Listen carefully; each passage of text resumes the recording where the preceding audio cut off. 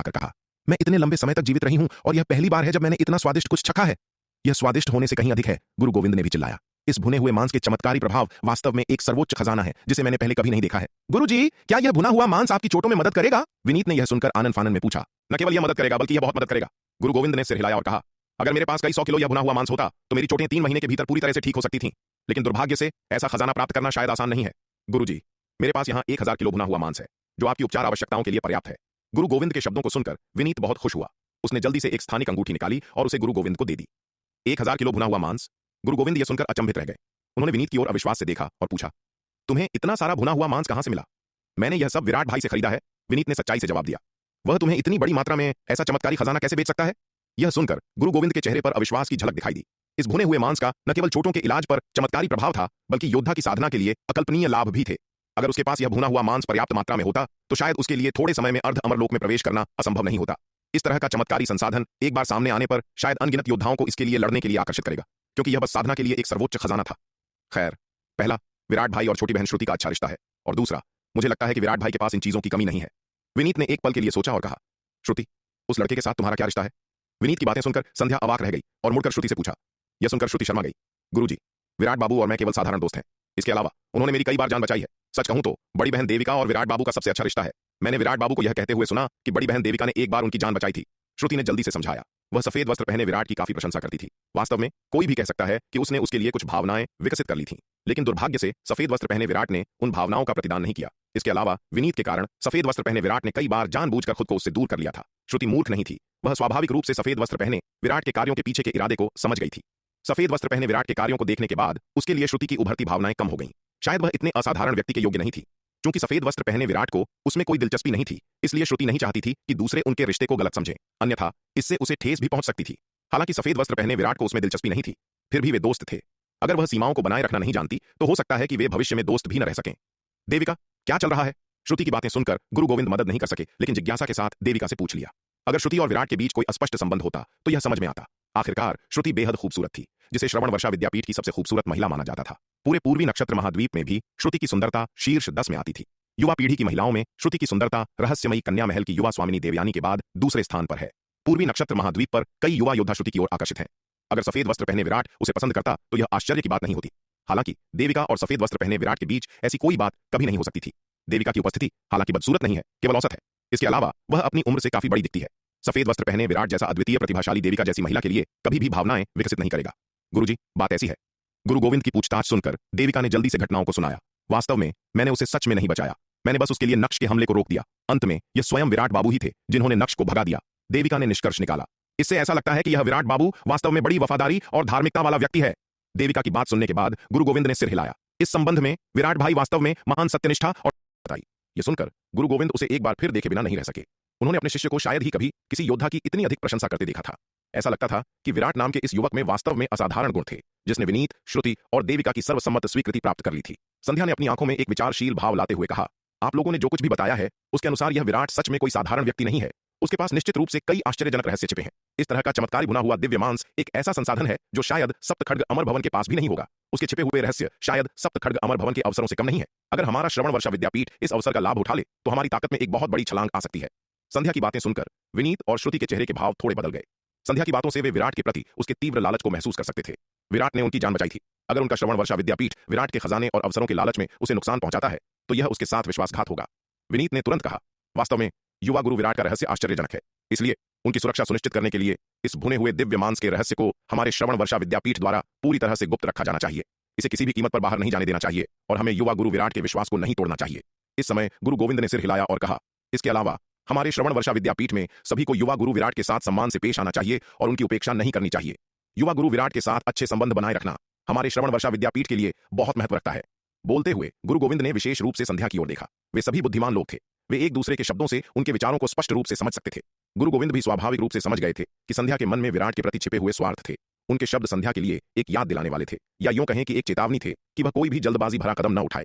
विराट से जुड़े रहस्य अत्यंत महत्वपूर्ण थे और वे बिल्कुल भी यह अनुमति नहीं दे सकते थे कि श्रवण वर्षा विद्यापीठ अपने ही कार्यों के कारण सब कुछ बर्बाद कर दे। विनीत, श्रुति और देविका के विवरणों से गुरु गोविंद विराट की भयानक प्रकृति की गहराई को समझ सकते थे। जब विराट ने पहली बार सप्तखड्ग अमर भवन में प्रवेश किया था तो वह केवल प्रथम विपत्ति लोक का एक साधारण योद्धा था। इतनी कम ताकत के साथ खतरनाक सप्तखड्ग अमर भवन में वह न केवल मरा नहीं बल्कि उसने पूरे सप्तखड्ग अमर भवन को पलट कर रख दिया और अनगिनत शक्तिशाली लोग उसके हाथों मारे गए। नक्श, दुर्जय, लव, ये सभी मार्शल आर्ट के प्रतिभाशाली और बेहद शक्तिशाली लोग थे। फिर भी उन सभी को इस युवक के हाथों भारी नुकसान उठाना पड़ा। इन सभी पहलुओं से यह स्पष्ट है कि विराट केवल उत्कृष्ट मार्शल आर्ट प्रतिभा वाला व्यक्ति नहीं है, उसका स्वभाव और बुद्धि भी समान रूप से असाधारण है। अन्यथा वह पूर्वी नक्षत्र महाद्वीप के इतने सारे प्रतिभाशाली योद्धाओं को चकमा नहीं दे पाता। इसके अलावा उसके पास एक सफेद बाघ भी है, एक ऐसा जानवर जिसे नवम विपत्ति लोक का विशेषज्ञ किलेदार रंजीत भी नहीं हरा सका था। यह कि ऐसा खूंखार जानवर स्वेच्छा से विराट के अधीन है, बस अविश्वसनीय है। इन सभी दृष्टिकोणों से विराट सतह पर जितना दिखता है उससे कहीं अधिक जटिल है। अगर श्रवण वर्षा विद्यापीठ उस पर हमला करता है तो यह अपने लिए एक बेहद खतरनाक दुश्मन पैदा करने के बराबर होगा। विराट की वर्तमान कमजोरी से मूर्ख मत बनो। उसकी साधना की गति आश्चर्यजनक है। लगभग एक दशक पहले वह केवल प्रथम विपत्ति लोक का योद्धा था। केवल एक दशक से थोड़े अधिक समय में उसने चतुर्थ विपत्ति लोक तक साधना कर ली थी। ऐसी साधना की गति बस अकल्पनीय थी। अगर वह इसी गति से आगे बढ़ता रहा तो वह दिन दूर नहीं जब पूरे पूर्वी नक्षत्र महाद्वीप में कोई भी उसका मुकाबला नहीं कर पाएगा। ऐसे दुश्मन को उकसाना श्रवण वर्षा विद्यापीठ के लिए एक जानलेवा आपदा होगी। श्रवण वर्षा विद्यापीठ के प्रमुख के रूप में वह बिल्कुल भी ऐसा होने की अनुमति नहीं दे सकते थे। इसके अलावा इन सब बातों को छोड़ भी दें तो विराट ने श्रवण वर्षा विद्यापीठ पर एक बहुत बड़ा उपकार किया था। सप्तखड्ग अमर भवन में श्वेत वस्त्रधारी विराट ने विनीत, श्रुति और श्रवण वर्षा विद्यापीठ के कई अन्य शिष्यों की जान बार बार बचाई थी। अगर श्रवण वर्षा विद्यापीठ विराट के खजाने के लालच में उसके खिलाफ हो जाता है तो क्या यह कृतज्ञता का काम नहीं होगा? उनका श्रवण वर्षा विद्यापीठ हमेशा से धार्मिकता के सिद्धांतों को बनाए रखता आया है। अगर वे ऐसा काम करते हैं तो वे महारक्तिम किले के उन नीच दुष्टों से अलग कैसे होंगे? गुरु गोविंद की बातें सुनकर संध्या का दिल धक से रह गया। प्रमुख सही कह रहे हैं, हम निश्चित रूप से प्रमुख के आदेशों का पालन करेंगे, संध्या ने जल्दी से कहा। आखिरकार संध्या भी श्रवण वर्षा विद्यापीठ की उप प्रमुख थी। यद्यपि वह लालच में अंधी हो गई थी और उसके मन में ऐसे विचार आए थे, गुरु गोविंद की चेतावनी के बाद उसे जल्दी ही अपने पिछले विचार की अनुचितता का एहसास हो गया। इसके अलावा विराट सप्तखड्ग अमर भवन के खतरनाक माहौल में भी आसानी से नेविगेट करने में सक्षम था। न केवल वह इतने सारे दुश्मनों के दबाव के कारण मरा नहीं बल्कि वह फला फूला और उसने सप्तखड्ग अमर भवन से सबसे अधिक लाभ प्राप्त किया। ऐसे व्यक्ति से निपटना शायद इतना आसान नहीं था।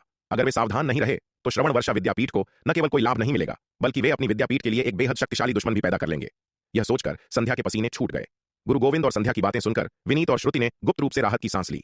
वे बिल्कुल भी विराट के खिलाफ खड़े नहीं होना चाहते थे। उन्होंने सप्तखड्ग अमर भवन में श्वेत वस्त्रधारी विराट के साथ काफी समय बिताया था और वे अच्छी तरह जानते थे कि विराट कितना भयानक था। ऐसे व्यक्ति को दुश्मन मानना निश्चित रूप से एक भयानक दुःस्वप्न था। इसके अलावा विराट ने उन पर बहुत कृपा की थी, वे ऐसा कृतज्ञ काम कैसे कर सकते थे? वैसे देविका ने इस मामले में बहुत बड़ा योगदान दिया है। गुरु गोविंद ने देविका की ओर देखा और मुस्कुराते हुए कहा, अगर देविका ने हस्तक्षेप न किया होता तो मुझे लगता है कि यह युवा गुरु विराट हमारे श्रवण वर्षा विद्यापीठ के सामने इतनी खुलकर अपनी बात नहीं रखता। गुरुदेव, आप मेरी बहुत तारीफ कर रहे हैं। यह सुनकर देविका ने कुछ शर्मिंदा होते हुए कहा। उस समय उसका हस्तक्षेप केवल श्वेत वस्त्रधारी विराट के लिए नक्श के हमले को रोकना था। उसके बाद नक्श की हार पूरी तरह से श्वेत वस्त्रधारी विराट की अपनी ताकत के कारण हुई थी, इसलिए देविका इसका श्रेय नहीं लेना चाहती थी। देविका, तुमने इस बार बहुत बड़ा योगदान दिया है, तुम्हें जो भी इनाम चाहिए बस मांग लो। गुरु गोविंद ने देविका से कहा, जब तक यह मेरे अधिकार में है मैं इसे पूरा करने की पूरी कोशिश करूंगा। ओह गुरुदेव, तो क्या यह संभव है कि श्वेत हिम संप्रदाय के उन योद्धाओं को भी श्रवण वर्षा विद्यापीठ का शिष्य बनने दिया जाए? यह सुनकर देविका एक पल के लिए झिनकी और कुछ हिचकिचाते हुए पूछा। उसे खुद कोई इनाम नहीं चाहिए था, लेकिन वह इस अवसर का उपयोग पूर्वज श्वेत हिम और चंद्रकांत, चंद्रिका, पुनीत और अन्य श्वेत हिम संप्रदाय के योद्धाओं की मदद करने के लिए करना चाहती थी। यद्यपि वह श्रवण वर्षा विद्यापीठ में शामिल हो गई थी और उसकी शिष्या बन गई थी, लेकिन आखिरकार वह श्वेत हिम संप्रदाय से आई थी और अभी भी उसके प्रति गहरी भावनाएं रखती थी। ठीक है, यह तो आसान है। यह सुनकर गुरु गोविंद ने सिर हिलाया, फिर देविका की ओर देखा और पूछा, इसके अलावा क्या तुम्हारी कोई और मांग है? नहीं, देविका ने सिर हिलाया। उसने सप्तखड्ग अमर भवन में पहले ही कई खजाने और अवसर प्राप्त कर लिए थे। तथ्य यह है कि श्रवण वर्षा विद्यापीठ ने उसे इस अभियान में भाग लेने के लिए कहा था। यह उसके लिए पहले से ही एक बहुत बड़ा इनाम था। वह और क्या मांग सकती थी? हम तो ऐसा करते हैं, अब से 10 साल बाद हमारे श्रवण वर्षा विद्यापीठ के मुख्य संप्रदाय द्वारा आयोजित होने वाली 1000 वर्षों में एक बार होने वाली संप्रदाय प्रतियोगिता होगी। तुम तब हमारे साथ भाग ले सकती हो। गुरु गोविंद ने एक पल के लिए विचार किया, फिर देविका की ओर देखा और कहा, क्या मुख्य संप्रदाय? कौन सी 1000 वर्षों में एक बार होने वाली प्रतियोगिता? यह सुनकर देविका दंग रह गई। उसने पहले कभी इन बातों के बारे में नहीं सुना था। देविका की तो बात ही छोड़िए, विनीत और श्रुति भी यह सुनकर उतने ही हैरान थे। हाँ, क्योंकि तुम सब पहले बहुत कमजोर थे। इन बातों को जानने का तुम्हारे लिए कोई मतलब नहीं था, इसलिए मैंने तुम्हें कभी नहीं बताया। सबके चेहरों पर उलझन देखकर गुरु गोविंद जोर से हंसे। हमारा श्रवण वर्षा विद्यापीठ पूर्वी नक्षत्र महाद्वीप का कोई मूल संप्रदाय नहीं है, बल्कि पूर्वी नक्षत्र महाद्वीप पर श्रवण वर्षा विद्यापीठ के मुख्य संप्रदाय की केवल एक शाखा है। अनगिनत साल पहले हमारे संस्थापक, जो श्रवण वर्षा विद्यापीठ के मुख्य संप्रदाय के एक शिष्य थे, पूर्वी नक्षत्र महाद्वीप आए थे। वहां अपने प्रशिक्षण के दौरान उन्होंने अंततः बसने और श्रवण वर्षा विद्यापीठ का एक अधीनस्थ संप्रदाय स्थापित करने का फैसला किया। दक्षिणी स्वर्ग मंडल में हमारी तरह कम से कम 100 अधीनस्थ संप्रदाय हैं। पूर्वी नक्षत्र महाद्वीप पर हमारा श्रवण वर्षा विद्यापीठ मुख्य श्रवण वर्षा विद्यापीठ के कई अधीनस्थ संप्रदायों में से एक है। गुरु गोविंद की बातें सुनकर विनीत, श्रुति और देविका अवाक रह गए। यह पहली बार था जब उन्होंने ऐसा कुछ सुना था। उनके श्रवण वर्षा विद्यापीठ का वास्तव में एक मुख्य संप्रदाय था। उनका श्रवण वर्षा विद्यापीठ पहले से ही पूर्वी नक्षत्र महाद्वीप के 5 प्रमुख संप्रदायों में से एक था। उनका मुख्य संप्रदाय कितना भयानक था? हमारे श्रवण वर्षा विद्यापीठ का मुख्य संप्रदाय किस प्रकार का अस्तित्व है? श्रुति पूछने से खुद को रोक नहीं पाई। हमारे श्रवण वर्षा विद्यापीठ का मुख्य संप्रदाय पूरे दक्षिणी स्वर्ग मंडल में सबसे शक्तिशाली ताकतों में से एक है। जब तुम मुख्य संप्रदाय में पहुंचोगे तो स्वाभाविक रूप से तुम्हें बारीकियों का पता चल जाएगा, गुरु गोविंद ने कहा। न केवल हमारा श्रवण वर्षा विद्यापीठ, बल्कि वास्तव में पूर्वी नक्षत्र महाद्वीप के 5 प्रमुख संप्रदाय दक्षिणी स्वर्ग मंडल में शक्तिशाली ताकतों की केवल छोटी शाखाएं हैं। अमर खड्ग संप्रदाय, महारक्तिम किला, पंच अग्नि संप्रदाय और रहस्यमयी कन्या महल के मुख्य संप्रदाय भी अविश्वसनीय रूप से शक्तिशाली दिग्गज हैं। आप 5 प्रमुख संप्रदायों का जो रूप देखते हैं वह तो बस एक छोटी सी झलक है। यह सुनकर विनीत, श्रुति और देविका सभी ने घोर आश्चर्य के भाव दिखाए। अगर गुरु गोविंद ने आज इसका जिक्र नहीं किया होता तो उन्हें कभी पता नहीं चलता कि पूर्वी नक्षत्र महाद्वीप के 5 प्रमुख संप्रदाय इतने शक्तिशाली थे। यद्यपि वे पूर्वी नक्षत्र महाद्वीप पर श्रवण वर्षा विद्यापीठ के सबसे उत्कृष्ट शिष्य थे, उनकी अधिकांश गतिविधियां पूर्वी नक्षत्र क्षेत्र तक ही सीमित थीं। वे शायद ही कभी कहीं और जाते थे। ऐसा इसलिए था क्योंकि पूर्वी नक्षत्र क्षेत्र अपने आप में बहुत विशाल था।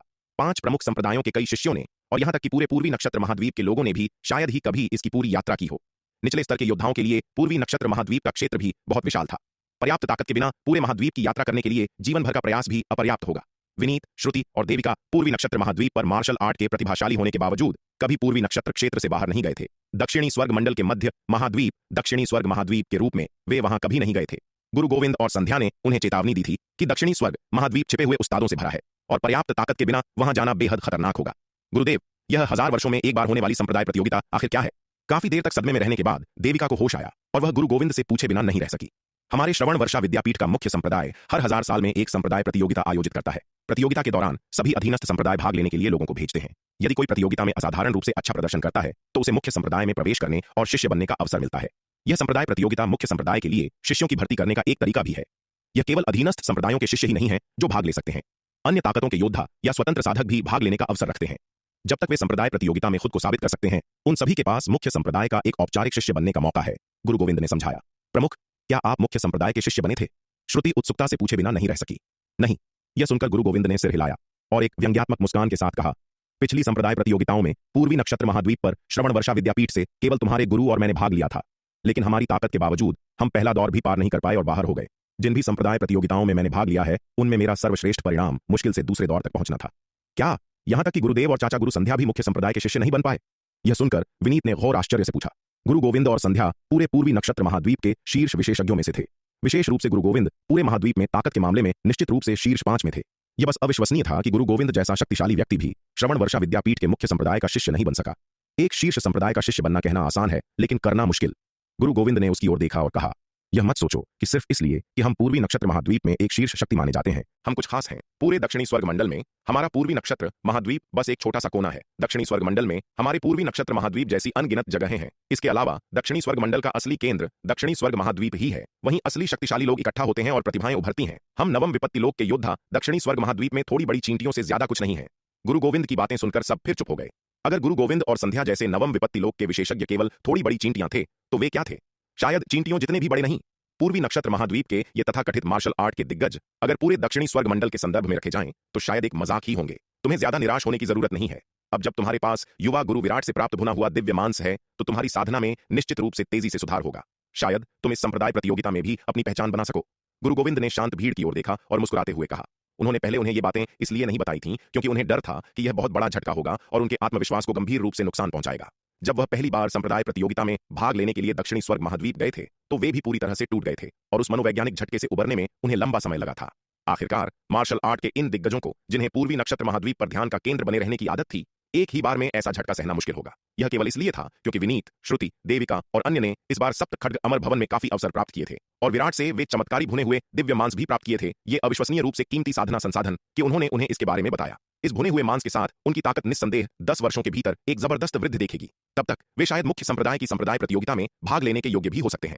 गुरु गोविंद की बातें सुनकर विनीत, श्रुति और देविका तुरंत अपने सदमे से बाहर आ गए और उन्होंने अपना आत्मविश्वास वापस पा लिया। हाँ, अब जब उनके पास विराट से खरीदा गया भुना हुआ मांस था तो वे निश्चित रूप से अपनी मार्शल आर्ट प्रतिभा और ताकत दोनों में एक बड़ा सुधार देखेंगे। यद्यपि दक्षिणी स्वर्ग महाद्वीप मजबूत व्यक्तियों और उत्कृष्ट प्रतिभाओं से भरा था, उनके परिवर्तनकारी सुधार के बाद वे उनसे कमतर नहीं होंगे। प्रमुख, अगर युवा गुरु विराट भी मुख्य संप्रदाय की संप्रदाय प्रतियोगिता में भाग लेते हैं तो क्या आपको लगता है कि वह सफलतापूर्वक मुख्य संप्रदाय के शिष्य बन सकते हैं? इस समय श्रुति पूछने से खुद को रोक नहीं पाई। अगर उसके पास सच में वह आश्चर्यजनक मार्शल आर्ट प्रतिभा है जिसका तुम सब दावा करते हो तो मुख्य संप्रदाय का शिष्य बनना निश्चित होना चाहिए। हालांकि उसका वर्तमान साधना स्तर अभी भी बहुत कम है। अगर उसकी साधना और ताकत मजबूत होती तो वह हमारे साथ मुख्य संप्रदाय की भव्य प्रतियोगिता में भाग ले सकता था। गुरु गोविंद ने एक पल के विचार के बाद कहा। गुरु गोविंद की बातें सुनकर श्रुति की आंखें चमक उठीं। उसने उत्साह से कहा, क्या प्रमुख का मतलब है कि अगर युवा गुरु विराट की साधना और ताकत और भी मजबूत हो जाती तो हम उसे अपने श्रवण वर्षा विद्यापीठ के मुख्य संप्रदाय की भव्य प्रतियोगिता में भाग लेने के लिए ला सकते थे? श्रुति के भाव देखकर गुरु गोविंद, संध्या और विनीत सभी ने उसकी ओर देखा। श्रुति के व्यवहार को देखते हुए विराट के लिए उसकी भावनाएं शायद केवल दोस्ती जितनी सरल नहीं थीं। उन्हें अपने प्रति थोड़ा अजीब नजर से देखते हुए श्रुति शर्मा गई। उसे एहसास हुआ कि उसकी प्रतिक्रिया शायद थोड़ी ज्यादा हो गई थी। मेरा मतलब है, अगर हम इस अवसर का लाभ उठाकर युवा गुरु विराट को अपने श्रवण वर्षा विद्यापीठ में ला सकें तो यह हमारे लिए बहुत अच्छी बात होगी। श्रुति ने जल्दी से सफाई दी। चिंता मत करो, अगर तुम यह नहीं भी कहती तो भी मैं ऐसा करने की पूरी कोशिश करता। गुरु गोविंद ने कहा, अगर हम ऐसे मार्शल आर्ट के दिग्गज को खो देते हैं तो यह हमारे श्रवण वर्षा विद्यापीठ के लिए एक बड़ा खेद होगा। श्रवण वर्षा विद्यापीठ के प्रमुख के रूप में मैं ऐसे अवसर को अपने हाथ से कैसे जाने दे सकता हूं। यद्यपि उन्होंने श्रुति के विचारों को समझ लिया था, लेकिन उन्होंने उसे उजागर नहीं किया। हालांकि वे अपने शिष्य विनीत के लिए थोड़ा अफसोस महसूस किए बिना नहीं रह सके। अगर श्रुति सच में विराट के प्यार में पड़ गई तो विनीत को उसके साथ प्रतिस्पर्धा करने में मुश्किल होगी। यद्यपि विनीत की मार्शल आर्ट प्रतिभा भी उत्कृष्ट थी, जो पूरे पूर्वी नक्षत्र महाद्वीप में युवा पीढ़ी के शीर्ष 5 में थी, विराट जैसे अजूबे की तुलना में अभी भी एक बड़ा अंतर था। यद्यपि गुरु गोविंद ने इन चीजों को समझ लिया था, लेकिन उनका हस्तक्षेप करने का कोई इरादा नहीं था। पुरुषों और महिलाओं के बीच का प्यार आपसी सहमति के बारे में है, इसे जरा भी मजबूर नहीं किया जा सकता है। जब ये लोग आंगन में बात कर रहे थे तो उन्होंने एक कोने में छिपे नीले वस्त्र वाले व्यक्ति पर ध्यान नहीं दिया। यह व्यक्ति कोई और नहीं बल्कि विराट का असली रूप था। जब विराट का निर्मल अवतार और शार्दूल श्रवण वर्षा विद्यापीठ के अन्य लोगों के साथ पूर्वी नक्षत्र महाद्वीप लौटे तो विराट का असली रूप भी स्थानिक स्थानांतरण व्यूह के माध्यम से पूर्वी नक्षत्र महाद्वीप पर आ गया था। वास्तव में विराट के असली रूप ने उनसे भी पहले श्रवण वर्षा विद्यापीठ में घुसपैठ कर ली थी।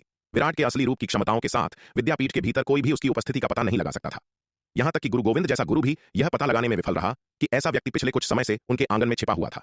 विराट ने ऐसा इसलिए नहीं किया क्योंकि वह अत्यधिक संदेहास्पद था, बल्कि इसलिए क्योंकि उसके निर्मल अवतार ने सप्तखड्ग अमर भवन के भीतर इतने सारे खजाने और अवसर प्राप्त किए थे और उसे सावधान रहना था। विराट को विनीत, श्रुति और देविका पर पूरा भरोसा था। सप्तखड्ग अमर भवन में उनके साथ कठिनाइयां साझा करने के बाद उसने उनके व्यक्तित्व की एक निश्चित समझ हासिल कर ली थी। हालांकि विनीत, श्रुति और देविका पर उसके विश्वास का मतलब यह नहीं था कि वह गुरु गोविंद और संध्या पर भरोसा कर सकता था। आखिरकार गुरु गोविंद और संध्या के बारे में उसकी समझ बहुत सीमित थी। वह उनके चरित्र के बारे में कुछ नहीं जानता था। अगर वे उसके निर्मल अवतार को निशाना बनाते तो यह एक महत्वपूर्ण समस्या होती। उसके मुख्य शरीर ने उनके प्रति उनके रवैये का पता लगाने के लिए क्षेत्र में घुसपैठ की थी, जिससे उसे तदनुसार योजना बनाने की अनुमति मिल सके। अगर गुरु गोविंद और संध्या के मन में उसके निर्मल अवतार के प्रति बुरे इरादे थे तो उसके निर्मल अवतार को शार्दूल के साथ छोड़ना पड़ता। अगर श्रवण वर्षा विद्यापीठ के ऐसे इरादे नहीं थे तो उसका निर्मल अवतार वहां रुकना जारी रख सकता था और यहां तक कि रिश्ते को और मजबूत कर सकता था। संभावित रूप से तलवार संप्रदाय और श्रवण वर्षा विद्यापीठ के बीच गठबंधन बना सकता था। श्रवण वर्षा विद्यापीठ काफी शक्तिशाली है। अगर वे इसके साथ सहयोगी बन सकें तो यह तलवार संप्रदाय के लिए एक महत्वपूर्ण बढ़ावा होगा। इतने लंबे समय तक चुपके से आंगन में सुनने के बाद विराट को अपने प्रति उनके रवैये की बुनियादी समझ हो गई थी। वह अस्थायी रूप से गुरु गोविंद पर भरोसा कर सकता था, लेकिन उसे संध्या से सावधान रहने की जरूरत थी। चाहे वह शक्ति सिंधु महाद्वीप में वापस हो या अभी उनकी बातचीत में संध्या ने उसके निर्मल अवतार के खजाने के लिए बार बार अपना लालच व्यक्त किया था। हालांकि यद्यपि इस महिला ने कई बार ऐसे विचार व्यक्त किए थे, सौभाग्य से उसने वास्तव में कोई कार्रवाई नहीं की थी। इसके अलावा इस बार जब उसने फिर से ऐसे विचार व्यक्त किए तो गुरु गोविंद की चेतावनी के बाद उसने अंततः खुद को रोक लिया। श्रवण वर्षा विद्यापीठ का समग्र रवैया भी काफी अच्छा था। चूंकि ऐसा था, उसका निर्मल अवतार श्रवण वर्षा विद्यापीठ में रहना जारी रख सकता था। इस जांच से श्रवण वर्षा विद्यापीठ के रवैये के बारे में जानने के साथ साथ उसे और अधिक छिपी हुई जानकारी भी मिली। पता चला कि न केवल अमर खड्ग संप्रदाय का एक मुख्य संप्रदाय था, बल्कि श्रवण वर्षा विद्यापीठ और महारक्तिम किले अन्य संप्रदायों के बीच भी मुख्य संप्रदाय थे। वे वास्तव में दक्षिणी स्वर्ग मंडल की सभी प्रमुख ताकतें थीं। पूर्वी नक्षत्र महाद्वीप में केवल छोटी शाखाएं थीं। इस जानकारी को समझने से विराट को दक्षिणी स्वर्ग मंडल की स्थिति की गहरी समझ मिली। जहां तक गुरु गोविंद के यह कहने की बात है कि दक्षिणी स्वर्ग महाद्वीप छिपे हुए दिग्गजों और उस्तादों से भरा है जो बादलों की तरह असंख्य है, विराट को बहुत आश्चर्य नहीं हुआ। उसे पहले ही स्वरा से इसके बारे में पता चल गया था। इसके अलावा स्वरा से उसे जो जानकारी मिली वह गुरु गोविंद के वर्णन से कहीं अधिक थी। गुरु गोविंद केवल इतना जानते थे कि ये नवम विपत्ति लोक के योद्धा दक्षिणी स्वर्ग मंडल में केवल बड़ी चींटियां थीं, लेकिन स्वरा ने दावा किया कि यहां तक कि खुद जैसी नवम स्तर की अमरलोक विशेषज्ञ भी पूरे स्वर्ण भूमि लोक में सिर्फ एक छोटी मछली थी। गुरु गोविंद केवल इतना जानते थे कि पूर्वी नक्षत्र महाद्वीप दक्षिणी स्वर्ग मंडल का एक महत्वहीन कोना था, लेकिन वे यह नहीं जानते थे कि पूरा दक्षिणी स्वर्ग मंडल भी विशाल ब्रह्मांड में सिर्फ एक छोटा तालाब था। बेशक विराट ने ऐसी दुनिया के बारे में केवल हरित नन्ही चिड़िया और स्वरा से सुना था। वह बारीकियों के बारे में बहुत कम जानता था। ऐसी दुनिया उसकी वर्तमान समझ से बहुत परे थी। यहां तक कि अब भी वह दक्षिणी स्वर्ग मंडल के बारे में बहुत कम जानता था। बहुत बड़े सुवर्ण भूमि लोक या असीम ब्रह्मांड की तो बात ही छोड़िए। पहले जब उसने नीले वस्त्र वाले लड़के को डींगे मारते सुना तो उसने हमेशा सोचा कि वह आदमी सिर्फ डींगे मार रहा था। जब तक वह शक्ति सिंधु महाद्वीप से बाहर नहीं निकला और धीरे धीरे बाहरी दुनिया के बारे में नहीं जाना, तब तक उसे एहसास नहीं हुआ कि नीले वस्त्र वाले लड़के की कई बातें सिर्फ डींगे नहीं थीं। यह केवल इतना था कि उसका पिछला सीमित दृष्टिकोण और ज्ञान उसे इतनी विशाल दुनिया की कल्पना करने से रोकता था। नीले वस्त्र वाले लड़के ने हमेशा एक कुएं में मेंढक के रूप में उसका मजाक उड़ाया था और वह पूरी तरह से अनुचित नहीं था। स्वरा, वह महिला भी अक्सर उसे नीचा दिखाने के लिए इसका इस्तेमाल करती थी। यद्यपि वह इस तरह के उपहास से बहुत परेशान था, विराट को यह स्वीकार करना पड़ा कि दुनिया के बारे में उसकी समझ अभी भी बहुत सीमित थी। उसका ज्ञान वर्तमान में दक्षिणी स्वर्ग मंडल के छोटे पूर्वी नक्षत्र क्षेत्र तक ही सीमित था। यहां तक कि पूरे दक्षिणी स्वर्ग मंडल का उसका ज्ञान भी बहुत सीमित था। विराट ने गुप्त रूप से गुरु गोविंद, संध्या, विनीत और अन्य लोगों की ओर देखा। यह देखते हुए कि उनकी बातचीत अधिक दूर के विषयों की ओर भटक गई थी, श्रवण वर्षा विद्यापीठ के भीतर के मामलों पर ध्यान केंद्रित कर रही थी।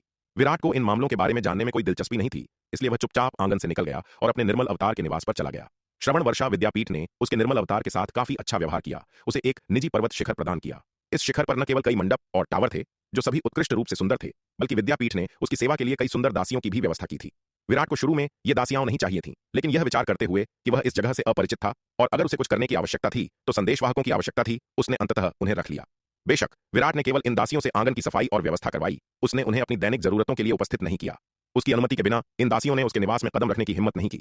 विराट अपने निर्मल अवतार के निवास पर पहुंचा और सप्त खड्ग अमर भवन से प्राप्त अधिकांश जादुई खजानों को अनंत परम मीनार के दूसरे स्तर पर स्थानांतरित कर दिया। फिर उसने अपने निर्मल अवतार के लिए कई भुने हुए मेमने, साथ ही बड़ी मात्रा में विभिन्न गोलियां, ताबीज, व्यूह और दिव्य पंख तलवार व्यूह के 5वें स्तर के लिए आवश्यक एक लंबी तलवार जादुई खजाना छोड़ दिया।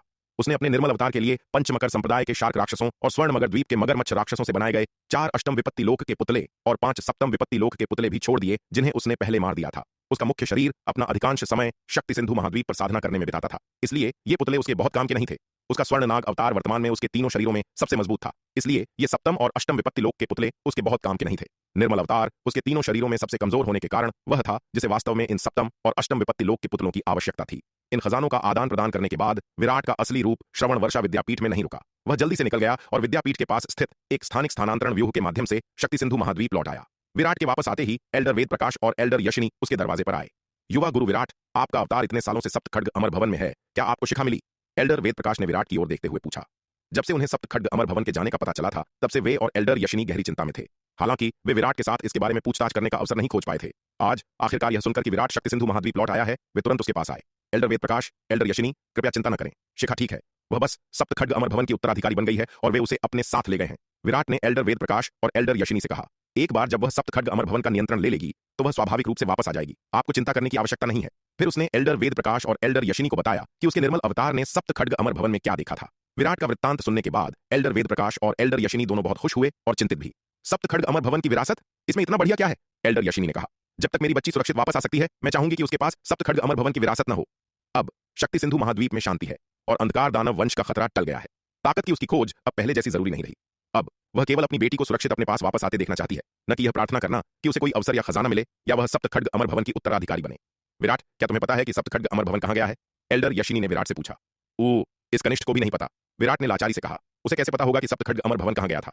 सप्त खड्ग अमर भवन की उड़ान की गति इतनी तेज थी कि वह पलक झपकते ही गायब हो गया था। इसके अलावा उसने सप्त खड्ग अमर भवन में कोई पुतला अवतार नहीं छोड़ा था, इसलिए वह उसका स्थान निर्धारित नहीं कर सकता था। उस समय उस सफेद दाढ़ी वाले सफेद बालों वाले बूढ़े आदमी ने सप्त खड्ग अमर भवन में प्रवेश करने वाले सभी लोगों को दूर कर दिया था। शिखा शर्मा के अलावा कोई नहीं जानता था कि सप्त खड्ग अमर भवन कहां गया है। एक व्यक्ति था जो स्थिति को जानता था और वह थी स्वरा। लेकिन विराट इस बारे में स्वरा से नहीं पूछना चाहता था, क्योंकि भले ही वह सप्त खड्ग अमर भवन का वर्तमान स्थान जानता हो, इससे कोई खास फर्क नहीं पड़ेगा। अब बाहरी लोग बस सप्त खड्ग अमर भवन में प्रवेश नहीं कर सकते थे। शिखा शर्मा को देखने का एकमात्र तरीका यह है कि जब तक वह पूरी तरह से सप्त खड्ग अमर भवन की विरासत को स्वीकार न कर ले और वापस न आ जाए, कोई और तरीका नहीं है। विराट, हमने अपनी बेटी तुम्हें सौंपी थी और तुमने सब कुछ बिगाड़ दिया। तुमने क्या किया है? विराट की बातें सुनकर एल्डर यशिनी उग्र हो गई। उसने उसे घूरा और कहा, खैर यशिनी, इसके लिए युवा गुरु विराट को दोष नहीं दिया जा सकता। आखिरकार युवा गुरु विराट ने शिखा को सप्त खड्ग अमर भवन में प्रवेश करने नहीं दिया था। यह सुनकर एल्डर वेद प्रकाश विराट के पक्ष में बोलने से खुद को रोक नहीं पाए। चुप रहो, तुम पुरुष सब एक जैसे हो। एल्डर यशिनी ने उन्हें गुस्से से घूरा। यह सुनकर एल्डर वेद प्रकाश और विराट तुरंत चुप हो गए। एल्डर यशिनी ने दोनों कांपते हुए पुरुषों की ओर देखा और भी अधिक क्रोधित हो गई, लेकिन वह यह भी जानती थी कि विराट को दोष नहीं दिया जाना चाहिए। इसके अलावा सच कहूं तो विराट ने पहले ही उनकी बेटी के साथ अत्यंत दयालुता का व्यवहार किया था। अंततः वह केवल उनकी बेटी थी और वह अपने मोह को नहीं छोड़ सकती थी। यद्यपि वह यह जानती थी, फिर भी वह उनकी बेटी थी। शिखा शर्मा को न देख पाने के कारण उनकी चिंता ने उन्हें अपना गुस्सा विराट और एल्डर वेद प्रकाश पर निकालने के लिए प्रेरित किया। इस बार एल्डर यशिनी ने बहुत अधिक हंगामा नहीं किया। यह जानने के बाद कि शिखा शर्मा ठीक है, उसने विराट को घूरा और चली गई। युवा गुरु विराट, मैं माफी मांगता हूं। यशिनी शिखा के बारे में बहुत चिंतित थी, इसलिए उसकी बातें थोड़ी कठोर रही होंगी, कृपया उसे माफ कर दें। एल्डर यशिनी के जाने के बाद एल्डर वेद प्रकाश ने जल्दी से विराट से माफी मांगी। एल्डर वेद प्रकाश, आप बहुत दयालु हैं। विराट ने जल्दबाजी में शिष्टाचार वापस किया।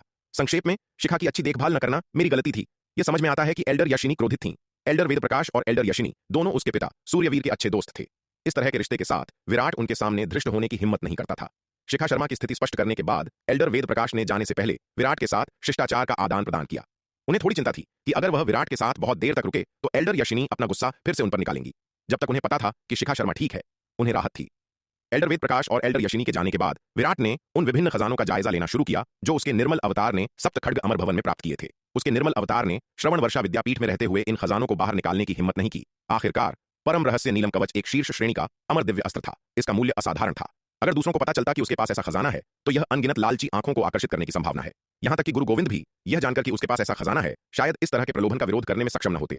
इसलिए जब तक विराट का मुख्य शरीर इन वस्तुओं को अपने निर्मल अवतार से शक्ति सिंधु महाद्वीप में वापस नहीं लाया, तब तक उसने खुले तौर पर जायजा लेने की हिम्मत नहीं की। अरे परम रहस्य नीलम कवच, विराट तुम काफी भाग्यशाली हो, तुमने वास्तव में सप्त खड्ग अमर भवन में ऐसा खजाना प्राप्त कर लिया। जैसे ही विराट ने परम रहस्य नीलम कवच निकाला, स्वरा की परिचित आवाज उसके कानों में गूंज उठी। तुरंत बाद विराट ने अपने हाथ में एक कसाव महसूस किया और अगले ही पल स्वरा ने उसके हाथ से परम रहस्य नीलम कवच छीन लिया था।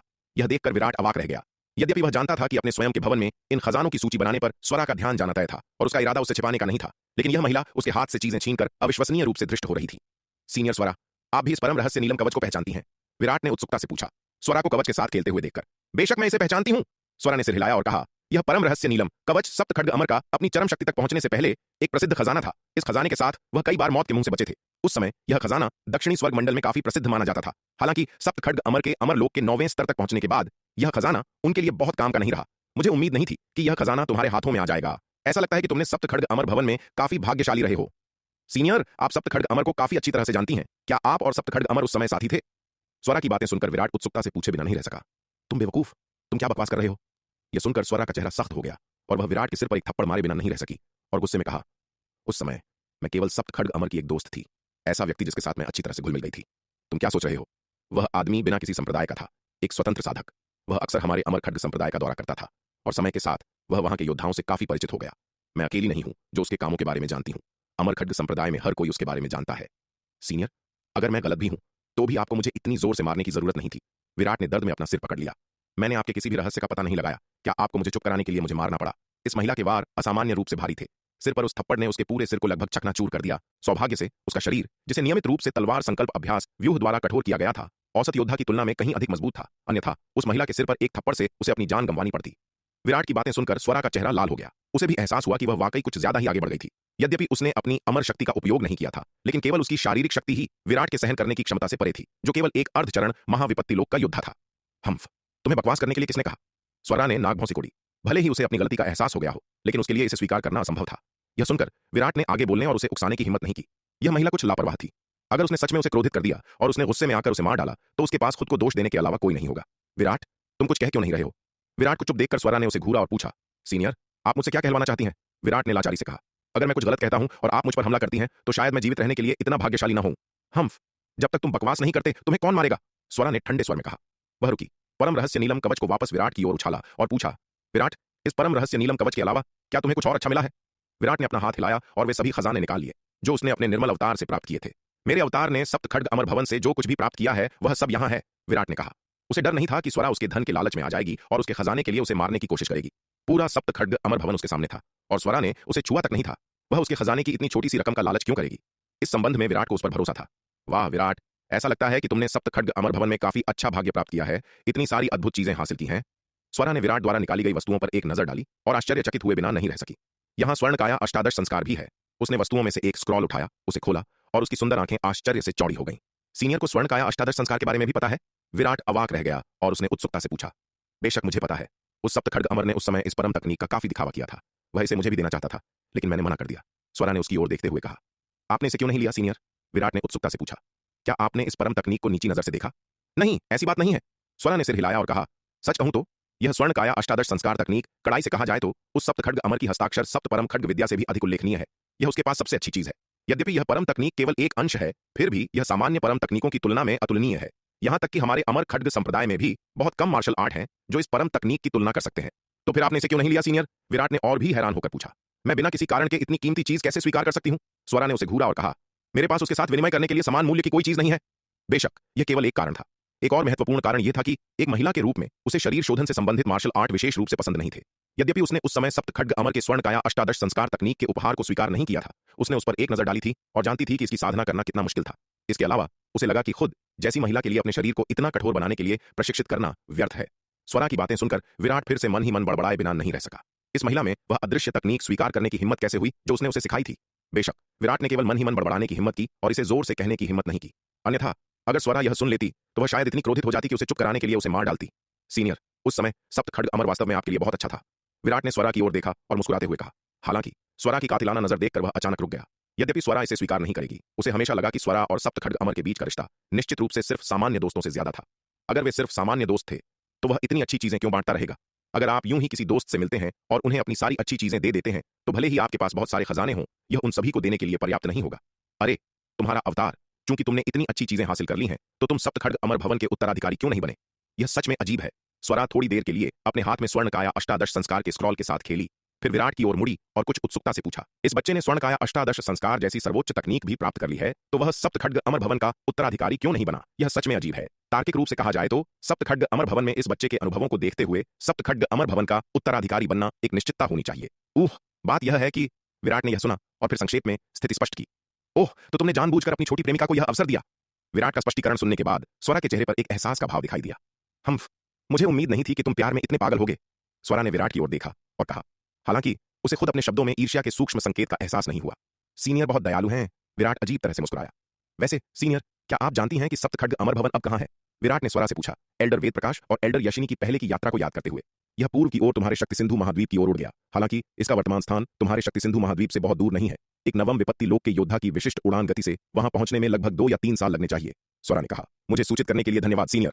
विराट बहुत खुश हुआ और उसने स्वरा को कृतज्ञतापूर्वक सिर झुकाया। सप्तखड्ग अमर भवन का ठिकाना जानने से उसे कुछ शांति मिली। यद्यपि वह जानता था कि शिखा शर्मा अब सप्तखड्ग अमर भवन की उत्तराधिकारी थी और उसे इसके भीतर किसी भी खतरे का सामना नहीं करना पड़ेगा, उसका सटीक स्थान न जानना अभी भी उसे असहज कर रहा था। स्वरा, वह महिला, सच में उल्लेखनीय है। वह इतनी विशाल दूरी को महसूस कर सकती थी। यहां तक कि एक नवम विपत्ति लोक के विशेषज्ञ को उस दूरी को तय करने के लिए 2 या 3 साल की आवश्यकता होगी। यह कोई साधारण दूरी नहीं है। शक्ति सिंधु महाद्वीप और श्वेत हिम महाद्वीप के बीच की दूरी से कहीं अधिक है। बेशक स्वरा की नजर में यह दूरी शायद कुछ भी न हो। आखिरकार यह महिला एक प्रतिष्ठित नवम स्तर की अमर लोक विशेषज्ञ है। विराट, क्या बात है, अपनी छोटी प्रेमिका को देखने के लिए इतने उत्सुक हो? स्वरा ने उसकी ओर देखा और ठंडी हंसी के साथ पूछा। सीनियर मजाक कर रही हैं। सप्तखड्ग अमर भवन वर्तमान में जनता के लिए बंद है। अगर मैं वहां जल्दी पहुंच भी गया तो भी मैं प्रवेश नहीं कर पाऊंगा। विराट ने एक मजबूर मुस्कान के साथ उत्तर दिया। आज इस महिला को क्या हो गया है? उसकी आवाज इतनी खट्टी क्यों लग रही है? अगर उसे नहीं पता होता कि उसके सामने खड़ी व्यक्ति कोई और नहीं बल्कि प्रसिद्ध अमर खड्ग स्वरा है, जो नवम स्तर के अमर लोक की एक शीर्ष स्तरीय विशेषज्ञ है, तो उसे शक हो सकता था कि यह महिला ईर्ष्या कर रही थी। तुम्हें पता है? स्वरा ने फिर से नाक भौं सिकोड़ी। फिर उसने स्वर्ण काया अष्टादश संस्कार का स्क्रॉल वापस विराट की ओर उछाला और अपने आंगन में लौट गई। वह केवल यह जानने के लिए उत्सुक थी कि विराट ने सप्तखड्ग अमर भवन में क्या खजाने प्राप्त किए थे, न कि वह उनका लालच कर रही थी। धन के मामले में यहां तक कि बीते युग के सप्तखड्ग अमर भी उसकी तुलना नहीं कर सकते थे। वह इतनी छोटी सी रकम के लिए नहीं झुकेगी। स्वरा को जाते देख विराट की आंखों में एक विचारशील भाव आ गया। यह महिला सप्तखड्ग अमर के बारे में बहुत कुछ जानती थी और उसके शब्दों से यह स्पष्ट था कि सप्तखड्ग अमर ने उस समय उसे खुश करने के लिए बहुत प्रयास किए थे, अन्यथा वे उसे इतनी अच्छी चीजें नहीं भेजते। उस समय सप्तखड्ग अमर के साथ इस महिला का रिश्ता निश्चित रूप से सामान्य नहीं था। भले ही वे साथी न रहे हों, सप्तखड्ग अमर ने किसी समय उसका पीछा जरूर किया होगा। वास्तव में विराट का अनुमान गलत नहीं था। सप्तखड्ग अमर ने उस समय स्वरा का पीछा जरूर किया था। वास्तव में सप्तखड्ग अमर अकेले नहीं थे जिन्होंने स्वरा का पीछा किया था। पूरे दक्षिणी स्वर्ग मंडल में अनगिनत योद्धाओं ने स्वरा की प्रशंसा की और उसका पीछा करने वालों की संख्या भी समान रूप से असंख्य थी। हालांकि स्वरा अपने अलग और ठंडे स्वभाव के लिए पूरे दक्षिणी स्वर्ग मंडल में प्रसिद्ध थी। यहां तक कि अनगिनत प्रशंसकों के पीछा करने का सामना करते हुए भी वह कभी नहीं डगमगाई। उसका एकमात्र लक्ष्य तलवार का सर्वोच्च मार्ग था। इससे अनगिनत प्रशंसक और प्रेमी अलौकिक और दूर रहने वाली स्वरा के सामने केवल व्यर्थ में आहें भरते रह गए। कोई भी कभी उसका दिल नहीं जीत पाया। विराट ने इस मामले से खुद को परेशान नहीं किया। स्वरा हमेशा इतनी रहस्यमयी थी, वह उसके मामलों से परेशान नहीं हो सकता था। इसके अलावा वह पहले से ही बहुत सी परेशानियों में फंसी हुई थी और शामिल होने से बचने के लिए इससे दूर रहना ही सबसे अच्छा था। उसे केवल यह उम्मीद थी कि वह जल्दी से अपनी चोटों से उबर जाएगी और जल्द से जल्द शक्ति सिंधु महाद्वीप छोड़ देगी, ताकि महाद्वीप के लिए कोई परेशानी न हो। स्वरा के जाने के बाद विराट ने खजानों की लगन से सूची बनाना जारी रखा। विराट, विराट, मैंने सुना है कि सप्तखड्ग अमर भवन उड़ गया है, क्या हुआ? जैसे ही विराट खजाने गिन रहा था, बाहर से एक शोरगुल वाली आवाज गूंज उठी। तुरंत बाद नन्ही चिड़िया और माया अंदर आ गई। वाह विराट, तुम वास्तव में इस बार सप्तखड्ग अमर भवन से इतनी सारी अच्छी चीजें प्राप्त करने में सफल रहे। नन्ही चिड़िया अंदर आई ही थी कि उसने विराट के सामने फैले खजानों का विशाल खजाना देखा। इतने सारे खजाने देखकर नन्ही चिड़िया की आंखें चमक उठीं। विराट, यह क्या है? नन्ही चिड़िया का पहला ध्यान परम रहस्य नीलम कवच पर था, जो एक शीर्ष श्रेणी का अमर अस्त्र था। वह इस असाधारण खजाने के पास उड़ गई और इसे अपने पंख से ठपठपाया। जब उसने नीले कवच से निकलने वाली शक्तिशाली आभा को महसूस किया तो नन्ही चिड़िया के मुंह में लगभग पानी आ गया। क्या खजाना है, क्या खजाना है! मुझे कभी उम्मीद नहीं थी कि विराट इस बार ऐसा खजाना हासिल कर पाएगा। विराट, मुझे यह कवच चाहिए। नन्ही चिड़िया ने अपने पंख फड़फड़ाए और नीले कवच को उठाया, विराट की ओर मुड़ते हुए। चाहिए मेरा पैर! विराट ने परम रहस्य नीलम कवच छीन लिया, नन्ही चिड़िया के माथे पर एक थप्पड़ मारा और चिड़चिड़े स्वर में कहा, तुम्हारी ताकत के साथ क्या तुम इस शीर्ष श्रेणी के अमर अस्त्र की शक्ति को उजागर भी कर सकती हो? इसे दिखाने से केवल शीर्ष विशेषज्ञों का ध्यान आकर्षित होगा, जिससे तुम्हारे लिए परेशानी होगी। तुम शायद अपनी जान भी नहीं बचा पाओगी। वह निश्चित था कि एक बार जब परम रहस्य नीलम कवच पूर्वी नक्षत्र महाद्वीप पर दिखाई देगा तो यह न केवल पूर्वी नक्षत्र महाद्वीप के अनगिनत विशेषज्ञों को आकर्षित करेगा, बल्कि एक बार जब खबर फैल जाएगी तो दक्षिणी स्वर्ग महाद्वीप के शीर्ष विशेषज्ञ भी इसकी ओर खींचे चले आएंगे। स्वरा के शब्दों से वह समझ सकता था कि परम रहस्य नीलम कवच वास्तव में कितना कीमती और शक्तिशाली था। आखिरकार यह कभी सप्तखड्ग अमर का एक प्रसिद्ध खजाना था जिसने उन्हें कई बार मौत के मुंह से बचने में मदद की थी। सप्तखड्ग अमर जैसी शक्तिशाली हस्ती का एक प्रसिद्ध खजाना होने के लिए और उन्हें कई बार मौत के मुंह से बचने में मदद करने के लिए परम रहस्य नीलम कवच निश्चित रूप से असाधारण था। अनगिनत लोग इस खजाने का लालच करते थे। एक बार जब परम रहस्य नीलम कवच उजागर हो गया तो यह केवल नन्ही चिड़िया का जीवन ही खतरे में नहीं होगा, पूरे शक्ति सिंधु महाद्वीप को शायद एक तबाही का सामना करना पड़ेगा। पर्याप्त शक्ति प्राप्त करने से पहले विराट इस खजाने का बिल्कुल उपयोग नहीं करेगा जब तक कि नितांत आवश्यक न हो। विराट, क्या तुम मौत को बुलावा दे रहे हो? अगर तुम मुझे यह नहीं दोगे तो ठीक है, लेकिन तुमने मुझे क्यों मारा? नन्ही चिड़िया ने अपना पंख फड़फड़ाया, विराट का हाथ झटक दिया और गुस्से में उसे घूरा। वह जानती थी कि विराट सही था। अगर वह पूर्वी नक्षत्र महाद्वीप में इस खजाने का दिखावा करती तो इससे केवल नुकसान ही होता। हालांकि भले ही उसे अपनी गलती का एहसास हो गया हो, इसे स्वीकार करना स्वर्ग पर चढ़ने से ज्यादा कठिन था। नन्ही चिड़िया की बातें सुनकर विराट ने केवल उस पर एक नजर डाली। मूर्ख पक्षी पर ध्यान देने में बहुत आलसी था और खजाने को गिनने में खुद को फिर से दफन कर दिया। यह देखकर कि विराट ने इसे अनदेखा कर दिया, नन्ही चिड़िया ने ऊब महसूस किया और इस मामले पर ध्यान नहीं दिया। विराट, यह अर्ध अमर दिव्य अस्त्र, लंबी तलवार, जादुई हथियार और यह अर्ध अमर दिव्य अस्त्र, रक्षात्मक पोशाक, मुझे ये सब चाहिए। नन्ही चिड़िया ने खजाने पर एक नजर डाली और जल्दी से एक लंबी तलवार, जादुई हथियार और एक रक्षात्मक पोशाक चुन ली जो अमृता में आधा कदम थी। मूर्ख पक्षी, बस यह और वह मत मांगो। क्या तुम्हारे पास पर्याप्त युद्ध गुण भी हैं? विराट ने उसकी ओर देखा और ताना मारा। एक अर्ध अमर दिव्य अस्त्र सबसे सस्ती कीमत पर भी कम से कम 1 करोड़ महाविपत्ति स्फटिक का होगा। यह तलवार संप्रदाय में खरबों युद्ध गुणों के बराबर है। नन्ही चिड़िया के वर्तमान युद्ध गुण केवल 500 खरब से थोड़े अधिक हैं, लगभग 600 खरब के करीब। अपनी संपत्ति के साथ वह एक अर्ध अमर दिव्य अस्त्र भी नहीं खरीद सकती थी। फिर भी यह मूर्ख पक्षी यह और वह चाहती थी। उसने ऐसा व्यवहार किया जैसे वह अजय हो, दुनिया पर उंगलियां उठा रही हो। जो कोई बेहतर नहीं जानता होगा वह सोचेगा कि वह एक अमीर सेठ है। अगर यह पहले होता तो नन्ही चिड़िया को वास्तव में एक सेठ माना जाता। यहां तक कि खुद विराट भी यह कहने की हिम्मत नहीं करेगा कि उसके महाविपत्ति स्फटिक इस मूर्ख पक्षी से तुलना कर सकते हैं। लेकिन अब सप्तखड्ग अमर भवन से बड़ी संख्या में खजाने प्राप्त करने के बाद उसकी संपत्ति अचानक बहुत अधिक हो गई थी। इसलिए स्वाभाविक रूप से उसने नन्ही चिड़िया के तुच्छ संसाधनों को नीची नजर से देखा। विराट की बातें सुनकर नन्ही चिड़िया का चेहरा सख्त हो गया। विराट, तुम खुद को क्या समझते हो? नन्ही चिड़िया ने विराट को घूरा, अपने पंख फड़फड़ाए और गुस्से में बोली, ठीक है, तो बेहतर होगा कि तुम पर्याप्त युद्ध गुण पैदा करो। विराट ने उसे शांति से देखा और कहा, जब तक तुम पर्याप्त युद्ध गुण या महाविपत्ति स्फटिक पैदा करती हो, इन 2 अर्ध अमर अस्त्रों की तो बात ही छोड़ो, तुम बिना किसी आपत्ति के यहाँ के सभी खजाने ले सकती हो। विराट की बातें सुनकर नन्ही चिड़िया काफी देर तक निशब्द रही। पूर्वी नक्षत्र महाद्वीप में इतने लंबे समय तक रहने के बाद वह इन खजानों की कीमतों से अनजान नहीं थी। वह स्वाभाविक रूप से जानती थी कि एक अर्ध अमर अस्त्र कितना मूल्यवान था। इसके अलावा विराट द्वारा लाए गए अर्ध अमर अस्त्रों में सभी शीर्ष स्तरीय थे और उनकी कीमतें निश्चित रूप से सस्ती नहीं थीं। अपनी वर्तमान संपत्ति के साथ वह वास्तव में उन्हें बर्दाश्त नहीं कर सकती थी। यद्यपि मेरे पास अभी उतने युद्ध गुण नहीं है, लेकिन मैं निश्चित रूप से भविष्य में पर्याप्त जमा कर लूंगी। थोड़ी देर पीछे हटने के बाद नन्ही चिड़िया ने विराट को घूरा और एक विद्रोही नजर के साथ कहा, जिन युद्ध गुणों के लिए मेरे पास अभी पर्याप्त नहीं है, मैं उन्हें बाद में तुम्हें चुका दूंगी। जैसा कि उसने कहा, उसे इस बात की परवाह नहीं थी कि विराट सहमत है या नहीं, और उसने सीधे वे 2 अर्ध अमरलोक की वस्तुएं डाल दी जिन्हें उसने अपने स्थानिक जादुई खजाने में चुना था। माया, तुम्हें भी जल्दी से कुछ उपयुक्त वस्तुएं चुन लेनी चाहिए। नन्ही चिड़िया केवल अपने लिए कुछ चुनकर संतुष्ट नहीं थी और अपने बगल में माया की ओर मुड़ी। नन्ही चिड़िया की बातें सुनकर माया ने सावधानी से विराट की ओर देखा। विराट के सामने उसके पास नन्ही चिड़िया जैसा आत्मविश्वास नहीं था। विराट द्वारा कुछ बार अनुशासित होने के बाद वह अभी भी उससे बहुत डरती थी। हालांकि उसके सामने कई खजाने बहुत आकर्षक थे और नन्ही चिड़िया के प्रोत्साहन के साथ माया अंततः प्रलोभन का विरोध नहीं कर सकी और उसने भी 2 जादुई खजाने चुन लिए। हालांकि माया ने जो जादुई खजाने चुने वे एक अर्ध अमर दिव्य अस्त्र और एक नवम विपत्ति दिव्य अस्त्र थे। उसने जो अर्ध अमर दिव्य अस्त्र चुना वह एक भाला था। उसने जो नवम विपत्ति दिव्य अस्त्र चुना वह एक कांस्य कवच था। अरे माया, मैंने इस कांस्य कवच को पहले ही थोड़ा परिष्कृत कर लिया है, क्या तुम भी इसे चाहती हो? विराट ने उसकी ओर देखते हुए कहा। यह कांस्य कवच वही नवम विपत्ति दिव्य अस्त्र था जिसका उपयोग श्रुति ने अपने निर्मल अवतार से चतुर्थ विपत्ति गोली और नवजीवन संजीवनी गोली खरीदने के लिए किया था। शुरुआत में विराट का इरादा नवम विपत्ति दिव्य अस्त्र के इस कांस्य कवच को अपने निर्मल अवतार के लिए छोड़ने का था, लेकिन बाद में उसके निर्मल अवतार ने अधिक खजाने और बेहतर रक्षात्मक पोशाकें हासिल कर लीं, इसलिए नवम विपत्ति दिव्य अस्त्र का कांस्य कवच अब उसके निर्मल अवतार के पास नहीं रह गया था और विराट के मुख्य शरीर द्वारा वापस लाया गया था। ओह, तो मैं इसे तुम्हें वापस कर दूंगी। यह सुनकर माया का हाथ कांप गया और उसने जल्दी से नवम विपत्ति दिव्य अस्त्र का कांस्य कवच नीचे रख दिया। विराट के सामने वह अभी भी कुछ असुरक्षित महसूस कर रही थी। विराट, तुम क्या कर रहे हो? हमेशा माया को इस तरह डराते हो। नन्ही चिड़िया ने काफी अप्रसन्न होकर कहा, अगर तुम इसे मुझे नहीं देना चाहते तो ठीक है, लेकिन माया को इस तरह क्यों डराते हो? यह सुनकर विराट अवाक रह गया। उसने इस छोटे से मूर्ख को कब डराया था? हालांकि विराट यह बता सकता था कि माया ने शायद उसके द्वारा कुछ बार अनुशासित होने से कुछ मनोवैज्ञानिक आघात विकसित किया था, इसलिए उसका डर था। यद्यपि यह छोटा मूर्ख लापरवाह और अनियंत्रित था, वह नन्ही मूर्ख चिड़िया की तरह साहसी नहीं थी। कुछ बार अनुशासित होने के बाद कम से कम वह डर जानती थी, नन्ही मूर्ख चिड़िया के विपरीत, जिसे चाहे कितना भी अनुशासित किया गया हो, न केवल डर नहीं था बल्कि वह तेजी से बोल्ड होती गई। इसके अलावा उसने हर जगह संबंध विकसित कर लिए थे। उसका समर्थन करने के लिए बड़ी संख्या में शक्तिशाली समर्थकों को इकट्ठा कर लिया था। इतने सारे समर्थकों के साथ वह न केवल अब उससे डरती नहीं थी, बल्कि उसमें उसे चुनौती देने का साहस भी था। और अब वह इस नन्ही मूर्ख चिड़िया के साथ वास्तव में कुछ नहीं कर सकता था, क्योंकि यह नन्ही मूर्ख चिड़िया चुगली करने में बहुत अच्छी थी। अगर वह सच में कुछ गलत करती तो वह उसे खुद आसानी से अनुशासित कर सकता था, लेकिन उसे सबक सिखाने के लिए पर्याप्त वैध कारण के बिना यह नन्ही मूर्ख चिड़िया अनिवार्य रूप से चुगली करने के लिए भाग जाती। और उसके समर्थक वास्तव में बहुत शक्तिशाली थे, उसे वास्तविक सिरदर्द देने के लिए पर्याप्त थे। इसलिए अब पर्याप्त वैध बहाने के बिना विराट उसे अनुशासित करने में संकोच कर रहा था। ठीक है, अगर तुम्हें वास्तव में यह नवम विपत्ति दिव्य अस्त्र कांस्य कवच पसंद है तो इसे ले लो। माया की डरपोक शक्ल देखकर विराट ने हाथ हिलाते हुए कहा। फिर एक विचार के साथ उसने कांस्य कवच से निशान मिटा दिया। विराट, क्या मैं सच में इसे ले सकती हूँ? माया ने फिर से झिझकते हुए पूछा। ओह माया, चूंकि विराट ने पहले ही कह दिया है कि वह इसे तुम्हें दे रहा है तो बस इसे ले लो, उसके साथ इतनी विनम्र क्यों हो? यह देखकर नन्ही चिड़िया ने विराट के जवाब का इंतजार नहीं किया, उड़कर आई, नवम विपत्ति दिव्य अस्त्र कांस्य कवच को छीन लिया और इसे अपने स्थानिक जादुई खजाने में जमा कर लिया। मूर्ख नन्ही चिड़िया, मैं इसे तुम्हें केवल अस्थायी रूप से उधार दे रहा हूं, तुम्हें दे नहीं रहा हूं। तुम्हें यह समझने की जरूरत है। नन्ही चिड़िया की बातें सुनकर विराट ने उसे याद दिलाया, याद रखना कि तुमने जो कर्ज लिया है उसे बाद में चुकाना है। ओह, मुझे पता है विराट, क्या तुम कष्टप्रद नहीं हो? तुम हमेशा इतने लंबे समय तक बात करते हो। नन्ही चिड़िया ने अपने पंख फड़फड़ाए और शिकायत की, जब उस बेवकूफ बाघ की बात आती थी तो तुम इतने कंजूस नहीं थे।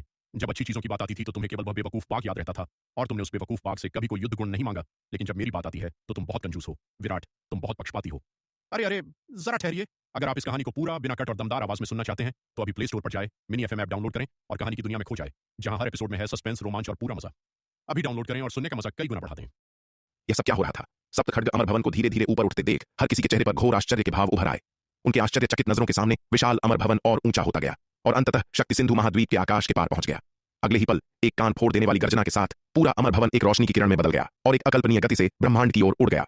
पलक झपकते ही वह रोशनी की किरण सबकी नजरों से ओझल हो गई। उसकी मंजिल का किसी को पता नहीं था। पूरा सप्तखड्ग अमर भवन उनके आंखों के सामने से गायब हो गया, बिना कोई सुराग छोड़े। नवम विपत्ति दिव्य कांस्य कवच को झपट लिया और उसे अपने स्थानिक जादुई खजाने में रख लिया। पगली चिड़िया, मैं यह तुम्हें केवल कुछ समय के लिए उधार दे रहा हूं, हमेशा के लिए नहीं दे रहा हूं। तुम्हें यह समझना होगा। नन्ही चिड़िया की बातें सुनकर विराट ने उसे याद दिलाया। याद रखना, बाद में तुम्हें अपना कर्ज चुकाना होगा। उफ, मुझे पता है विराट। क्या तुम बहुत परेशान करने वाले नहीं हो? तुम हमेशा इतनी लंबी लंबी बातें करते हो। नन्ही चिड़िया ने अपने पंख फड़फड़ाए और शिकायत की। उस मूर्ख बाघ के मामले में तुम इतने छोटे दिल वाले नहीं थे। जब भी अच्छी चीजों की बात आती थी तो तुम्हें केवल वह मूर्ख बाघ ही याद आता था और तुमने कभी उस मूर्ख बाघ से किसी युद्ध गुण की मांग नहीं की। लेकिन जब मेरी बात आती है तो तुम बहुत कंजूस हो जाते हो। विराट, तुम बहुत भेदभाव करते हो। माया, चलो चलें। यह कहकर नन्ही चिड़िया माया के कंधे पर उड़ गई और अपने पंख फड़फड़ाने लगी। फिर दोनों नासमझ लड़कियां जल्दबाजी में विराट के निवास से निकल गईं। विराट यह देखकर असहाय होकर अपना सिर हिलाने के अलावा कुछ नहीं कर सका। यह छोटी पगली चिड़िया दिनों दिन और अधिक बेलगाम होती जा रही थी। माया, तुम विराट से इतना क्यों डरती हो? विराट के निवास से निकलने के बाद नन्ही चिड़िया ने अपने पंख फड़फड़ाए और माया से पूछा। नीलिमा, मैं अब विराट को हरा नहीं सकती, माया ने असहाय होकर कहा। हालांकि उसकी साधना विराट से बहुत अधिक थी, लेकिन अब वह उसका मुकाबला नहीं कर सकती थी। विराट के लिए उससे निपटना बहुत आसान होगा। यदि उसने विराट को क्रोधित किया तो न केवल उसे पीटा जाएगा, बल्कि विराट उसे उसकी बहन गरिमा के पास भेज देगा ताकि वह उस पर नजर रख सके। विराट द्वारा कुछ बार दंडित किए जाने के बाद वह उससे बहुत डरने लगी थी। माया की बातें सुनकर नन्ही चिड़िया का चेहरा भी उतर गया। मैं भी अब उस लड़के को नहीं हरा सकती, नन्ही चिड़िया ने उदास होकर कहा।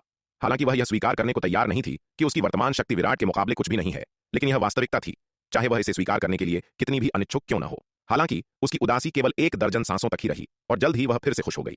माया, भले ही हम उस लड़के को हरा नहीं सकते, तुम्हें उससे डरने की कोई आवश्यकता नहीं है। क्या वह लड़का विराट हमें बिना किसी कारण के परेशान करने की हिम्मत कर सकता है? नन्ही चिड़िया ने अपने पंख फड़फड़ाए और आत्मविश्वास से कहा।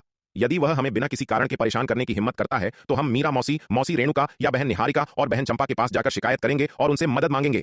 मीरा मौसी, मौसी रेणुका, बहन निहारिका और बहन चंपा के हमारे समर्थन में होने के कारण मुझे नहीं लगता कि वह लड़का कोई भी लापरवाही भरा कदम उठाने की हिम्मत करेगा। इसलिए तुम्हें उससे बिल्कुल भी डरने की आवश्यकता नहीं है। तलवार संप्रदाय में ऐसे कई लोग थे जो विराट को नियंत्रित कर सकते थे। जब तक वे गलतियां नहीं करते हैं और विराट को उनके खिलाफ कोई मौका नहीं देते हैं, तब तक उससे डरने की बिल्कुल कोई आवश्यकता नहीं है। ठीक है, अब हम उस बारे में बात नहीं करते हैं। चलो पहले इन जादुई खजानों को सिद्ध करने के लिए एक जगह खोजते हैं। नन्ही चिड़िया की बातें सुनकर माया ने अपना हाथ हिलाया और कहा। हालांकि नन्ही चिड़िया ने ऐसा कहा था, लेकिन विराट का सामना करते समय उसमें अभी भी ज्यादा आत्मविश्वास नहीं था। वह इस विषय पर ज्यादा बात नहीं करना चाहती थी, इसलिए उसने अभी अभी प्राप्त हुए जादुई खजानों की ओर विषय बदल दिया। माया इन दोनों जादुई खजानों के लिए प्रत्याशा से भरी हुई थी। आपको पता होना चाहिए, ये नवम विपत्ति दिव्य अस्त्र हैं, या यहां तक कि अर्ध अमर दिव्य अस्त्र भी हैं। उसने और नन्ही चिड़िया ने पूरे पूर्वी नक्षत्र महाद्वीप की यात्रा की थी और इन प्रमुख शहरों में सुवर्ण भूमि व्यापार मंडलों में अक्सर जाती थीं। उन्होंने इन प्रमुख शहरों में कई नीलामियों में भी भाग लिया था। उन सुवर्ण भूमि व्यापार मंडल शाखाओं में उन्होंने नीलामियों में प्रदर्शित नवम विपत्ति दिव्य अस्त्रों और यहां तक कि अर्ध अमर दिव्य अस्त्रों को भी देखा था। नन्ही चिड़िया और माया दोनों ही उन नवम विपत्ति दिव्य अस्त्रों और अर्ध अमर दिव्य अस्त्रों की लालसा रखती थीं। दुर्भाग्य से हालांकि उन्होंने नीलिमाया मंडप चलाकर और देवर्षि को पंचम विपत्ति गोलियां बेचकर काफी धन कमाया था, लेकिन ऐसे हथियारों को खरीदने के लिए यह अभी भी पर्याप्त नहीं था। अब उन्होंने आखिरकार विराट से इन प्रतिष्ठित खजानों को प्राप्त कर लिया था और वह स्वाभाविक रूप से बहुत खुश थी। ठीक है, चलो जल्दी चलते हैं, माया की बातें सुनकर नन्ही चिड़िया ने उत्साह से कहा। वह भी लंबे समय से एक अर्ध अमर दिव्य अस्त्र के लिए तरस रही थी और अब जब उसने आखिरकार विराट से ऐसा खजाना प्राप्त कर लिया था तो वह उसकी शक्ति के लिए प्रत्याशा से भर गई थी। तुरंत दोनों यंत्रव्यूह कार्यशाला की ओर दौड़े, माया के निवास पर पहुंचे और प्राप्त खजानों को सिद्ध करने के लिए अपनी एकांत साधना शुरू कर दी। नन्ही चिड़िया और माया के जाने के बाद विराट ने खजानों की सूची बनाई और फिर उन्हें वापस अनंत परम मीनार के दूसरे स्तर में रख दिया। जब तक वह अनंत परम मीनार को बाहर नहीं निकालता और इसे स्थानिक जादुई हथियार के रूप में उपयोग नहीं करता, तब तक बाहरी लोगों को कुछ भी गलत नजर नहीं आएगा। इसलिए विराट को यह डर नहीं था कि स्वरा उसकी अनंत परम मीनार के रहस्य का पता लगा लेगी। विराट खजाना विभाग गया। अपने मुख्य शरीर और स्वर्ण नाग अवतार के लिए कुछ आवश्यक उच्च स्तरीय जादुई हथियार छोड़ने के अलावा उसने अधिकांश जादुई हथियार शालिनी को दे दिए और उसे तलवार संप्रदाय के योद्धाओं के आदान प्रदान के लिए खजाना विभाग में प्रदर्शित करने के लिए कहा। निर्मल अवतार ने सप्त खड्ग अमर भवन से जो लाभ प्राप्त किया था, उसने तलवार संप्रदाय को बड़ी संख्या में उच्च स्तरीय जादुई हथियार प्रदान किए थे। यह निस्संदेह तलवार संप्रदाय के योद्धाओं के लिए बहुत अच्छी खबर थी, जिनके पास हमेशा उच्च स्तरीय जादुई हथियारों की कमी थी। हालांकि विराट ने इन आदान प्रदानों की बारीकियों में खुद को शामिल नहीं किया। शालिनी स्वाभाविक रूप से इन्हें ठीक से संभाल लेगी, इसलिए उसे चिंता करने की आवश्यकता नहीं थी। इन कार्यों को पूरा करने के बाद विराट ने शून्य समाधि महाद्वीप पर सुवर्ण भूमि संप्रदाय में एकांत में अपनी साधना जारी रखने की योजना बनाई। अब जब सप्त खड्ग अमर भवन चला गया है तो उसे शक्ति सिंधु महाद्वीप का दौरा करने वाले पूर्वी नक्षत्र महाद्वीप के शक्तिशाली लोगों द्वारा उत्पन्न खतरे के बारे में चिंता करने की आवश्यकता नहीं है। इसलिए उसके मुख्य शरीर को अब शक्ति सिंधु महाद्वीप पर रहने की आवश्यकता नहीं है। उसके मुख्य शरीर के लिए अब सबसे महत्वपूर्ण बात साधना है, अपनी शक्ति में सुधार करने के लिए हर संभव प्रयास करना। हालांकि यद्यपि विराट का मुख्य शरीर शक्ति सिंधु महाद्वीप पर नहीं रहा, लेकिन उसने अपना स्वर्ण नाग अवतार वहीं छोड़ दिया। यद्यपि सप्त खड्ग अमर भवन चला गया है और शक्ति सिंधु महाद्वीप अस्थायी रूप से बाहरी खतरों से मुक्त है, किलेदार रंजीत, तरुणराज, गरुड़नाथ, संध्या और अन्य लोगों के आगमन ने अभी भी शक्ति सिंधु महाद्वीप को बाहरी लोगों के ध्यान में उजागर कर दिया है। हालांकि उसका निर्मल अवतार पूर्वी नक्षत्र महाद्वीप पर श्रवण वर्षा विद्यापीठ गया था, जो सैद्धांतिक रूप से अधिकांश ध्यान आकर्षित करना चाहिए। विराट अभी भी इस बारे में संतुष्ट नहीं हो सकता है कि क्या इन लोगों की शक्ति सिंधु महाद्वीप पर कोई योजना हो सकती है। इसलिए सावधानी के लिए, चीजों की देखरेख के लिए स्वर्ण नाग अवतार का शक्ति सिंधु महाद्वीप पर रहना सबसे अच्छा है। अपने स्वर्ण नाग अवतार को पीछे छोड़ने के बाद विराट का असली शरीर शून्य समाधि महाद्वीप पर सुवर्ण भूमि संप्रदाय में गया और स्वर्ण काया अष्टादश संस्कार को समझने के लिए अनंत परम मीनार के दूसरे स्तर में प्रवेश किया। सप्त खड्ग अमर भवन के श्वेत दाढ़ी और श्वेत बालों वाले वृद्ध और स्वरा दोनों ही स्वर्ण काया अष्टादश संस्कार को बहुत उच्च सम्मान देते थे। इसलिए वह स्वाभाविक रूप से इस परम तकनीक को करीब से देखना चाहता था कि इसकी पेचीदगियां क्या थीं। जल्द ही विराट ने स्वर्ण काया अष्टादश संस्कार के पहले 9 संस्कारों को पूरी तरह से समझ लिया। इन पहले 9 संस्कारों को पूरी तरह से समझने के बाद विराट ने उनकी साधना शुरू कर दी। 26वें स्तर के तलवार संकल्प अभ्यास व्यूह और अनंत परम मीनार के दूसरे स्तर की तारों की रोशनी की मदद से विराट ने पहले 5 संस्कारों में तेजी से महारत हासिल कर ली। अनंत परम मीनार के दूसरे स्तर के भीतर विराट ने स्वर्ण काया अष्टादश संस्कार तकनीक को सक्रिय किया। जैसे ही तकनीक प्रसारित हुई, उसके शरीर से एक हल्की सुनहरी रोशनी निकलने लगी। इस प्रकाश में घिरे हुए विराट धरती पर उतरे एक भगवान की तरह लग रहे थे, जो अद्वितीय महिमा की आभा बिखेर रहे थे। अपनी शारीरिक शक्ति का आकलन करते हुए विराट ने महसूस किया कि यह एक पंचम विपत्ति दिव्य अस्त्र की शक्ति के बराबर है। अपने शरीर की अविश्वसनीय शक्ति को महसूस करते हुए विराट चकित हुए बिना नहीं रह सका। स्वर्ण काया अष्टादश संस्कार वास्तव में उल्लेखनीय थे, यहां तक कि 5वें संस्कार ने भी ऐसे आश्चर्यजनक परिणाम दिए थे। यदि उसने वास्तव में स्वर्ण काया अष्टादश संस्कार में महारत हासिल कर ली तो उसका भौतिक शरीर अकल्पनीय रूप से शक्तिशाली हो जाएगा। विराट रुका नहीं, अनंत परम मीनार के दूसरे स्तर के भीतर अपनी साधना जारी रखी। पलक झपकते ही विराट अनंत परम मीनार के दूसरे स्तर में पूरे 3 वर्षों से एकांत में था। 3 वर्षों की कठिन साधना के बाद विराट स्वर्ण काया अष्टादश संस्कार के 8वें संस्कार तक पहुंच गया था। इस बिंदु पर उसकी शारीरिक शक्ति संभवतः अष्टम विपत्ति दिव्य अस्त्र के बराबर थी। विराट ने एक अष्टम विपत्ति दिव्य अस्त्र लंबी तलवार निकाली, फिर स्वर्ण काया अष्टादश संस्कार तकनीक को सक्रिय किया। फिर उसने लंबी तलवार को घुमाया और अपनी पूरी ताकत से अपनी ही बांह पर वार किया। खनक। तलवार के प्रहार से धातु के धातु से टकराने की एक जोरदार खनक पैदा हुई। जहां तलवार ने उसकी बांह पर प्रहार किया था, वहां से चिंगारियां उड़ने लगीं। फिर भी विराट की बांह पर केवल एक पतला सफेद निशान दिखाई दिया। त्वचा कटी भी नहीं थी। यह देखकर विराट आश्चर्य से भर गया। स्वर्ण काया अष्टादश संस्कार वास्तव में स्वर्ग विरोधी थे। कोई आश्चर्य नहीं कि स्वरा जैसी शक्तिशाली हस्ती भी इस तकनीक की इतनी प्रशंसा करती थी। अपनी वर्तमान शारीरिक शक्ति के साथ वह पूरी तरह से अष्टम विपत्ति दिव्य अस्त्र के बराबर था। यहां तक कि अगर वह शांत खड़ा रहता है और किसी साधारण अष्टम विपत्ति लोक के योद्धा को पूरी शक्ति से उस पर हमला करने देता है, तो वे उसे थोड़ा सा भी नुकसान नहीं पहुंचा पाएंगे। खुद का परीक्षण करना अंततः अपर्याप्त था। उसे इसका परीक्षण करने के लिए अन्य लोगों को खोजने की आवश्यकता थी। इस विचार के साथ विराट की आकृति चमकी और वह अनंत परम मीनार के दूसरे स्तर से निकल गया। उसने अनंत परम मीनार के दूसरे स्तर में 3 वर्षों तक लगन से साधना की थी, लेकिन उस स्तर के भीतर 10 गुना समय के त्वरण के कारण बाहरी दुनिया में वास्तव में केवल 3 महीने से कुछ अधिक समय बीता था। विराट ने सबसे पहले एल्डर योगिता को ढूंढा और उनसे अपनी पूरी शक्ति से उस पर हमला करने को कहा। विराट, क्या तुम सच में शांत खड़े रहने वाले हो और मुझे पूरी शक्ति से तुम पर हमला करने देने वाले हो? विराट के अनुरोध को सुनकर एल्डर योगिता ने पुष्टि करने के लिए फिर से पूछा। सही कहा, विराट ने सिर हिलाया। लेकिन मेरे पास जो लंबी तलवार जादुई हथियार है वह अष्टम विपत्ति दिव्य अस्त्र है। क्या मुझे इसे निचले स्तर के जादुई हथियार से बदलना चाहिए? एल्डर योगिता ने यह कहने से पहले एक पल के लिए झिझक महसूस की। यह अष्टम विपत्ति दिव्य अस्त्र लंबी तलवार कुछ समय पहले विराट के स्वर्ण नाग अवतार का एक उपहार थी। कुछ समय तक इसे सिद्ध करने के बाद उसने मूल रूप से इस पर महारत हासिल कर ली थी। अब वह इसकी शक्ति का लगभग 70 से 80% तक उपयोग कर सकती थी। उसने हाल ही में इसका परीक्षण किया था और इसकी शक्ति को अच्छी तरह जानती थी। क्या होगा यदि वह अपनी पूरी ताकत का उपयोग करके विराट को 2 टुकड़ों में चीर दे? इसलिए विराट के बेतु के अनुरोध के संबंध में एल्डर योगिता अभी भी कुछ झिझक रही थी। इसे बदलने की कोई आवश्यकता नहीं है। मुझे तुम्हारी अष्टम विपत्ति दिव्य अस्त्र लंबी तलवार चाहिए, यही इसे दिलचस्प बनाता है, विराट ने मुस्कुराते हुए कहा। विराट, क्या तुम्हारा दिमाग खराब हो गया है? एल्डर योगिता ने यह सुनकर झिझकते हुए पूछा। कौन सा सामान्य व्यक्ति ऐसा अनुरोध करेगा? वास्तव में किसी को अष्टम विपत्ति दिव्य अस्त्र लंबी तलवार का उपयोग करके अपनी पूरी ताकत से उन पर प्रहार करने के लिए कहेगा? या तो तुम्हारा दिमाग खराब हो गया है या तुम जीने से थक गए हो। एल्डर योगिता के शब्दों को सुनकर विराट का चेहरा कठोर हो गया। एल्डर योगिता, मैंने अभी अभी एक शरीर शोधन तकनीक का अभ्यास पूरा किया है और मैं उसकी शक्ति का परीक्षण करना चाहता था। यही कारण है कि मैंने आपको अपनी पूरी ताकत से मुझ पर हमला करने के लिए कहा। इसलिए नहीं कि मैं ऊब गया हूं या मरने की इच्छा रखता हूं। विराट ने एल्डर योगिता को कुछ निशब्द होकर देखते हुए कहा। ओह ठीक है। विराट की बातें सुनकर एल्डर योगिता ने सिर हिलाया और कहा, तो तैयार हो जाओ, मैं आ रही हूं। चूंकि विराट को इतना विश्वास था, इसलिए कोई समस्या नहीं होनी चाहिए। एल्डर योगिता, खुद को रोकना मत, आ जाओ, विराट ने कहा। फिर उसने स्वर्ण काया अष्टादश संस्कार तकनीक को प्रसारित करना शुरू कर दिया।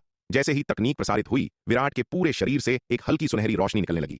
यह देखकर एल्डर योगिता हैरान हुए बिना नहीं रह सकी, लेकिन वह विराट के निर्देशों को नहीं भूली थी। अपनी अष्टम विपत्ति दिव्य अस्त्र लंबी तलवार को पकड़कर उसने अमर खड्ग विद्या को सक्रिय किया और विराट पर पूरी ताकत से प्रहार किया। खनक। तलवार के टकराने से धातु के टकराने की एक गगनभेदी खनक गूंज उठी। एल्डर योगिता के शक्तिशाली प्रहार के बावजूद विराट केवल कुछ कदम पीछे लड़खड़ाया, पूरी तरह से आहनिकर। विराट, क्या तुम ठीक हो? एल्डर योगिता ने अपना प्रहार करने के तुरंत बाद विराट से पूछा। मैं ठीक हूं, विराट ने मुस्कुराते हुए उत्तर दिया। यह देखकर कि विराट वास्तव में पूरी तरह से अहानिकर था, एल्डर योगिता बहुत चकित हुई। उसने विराट के चारों ओर चक्कर लगाया, यहां तक कि करीब से देखने के लिए उसके कपड़े खींचने के लिए काफी करीब आ गई। एल्डर योगिता, मैं सच में ठीक हूं।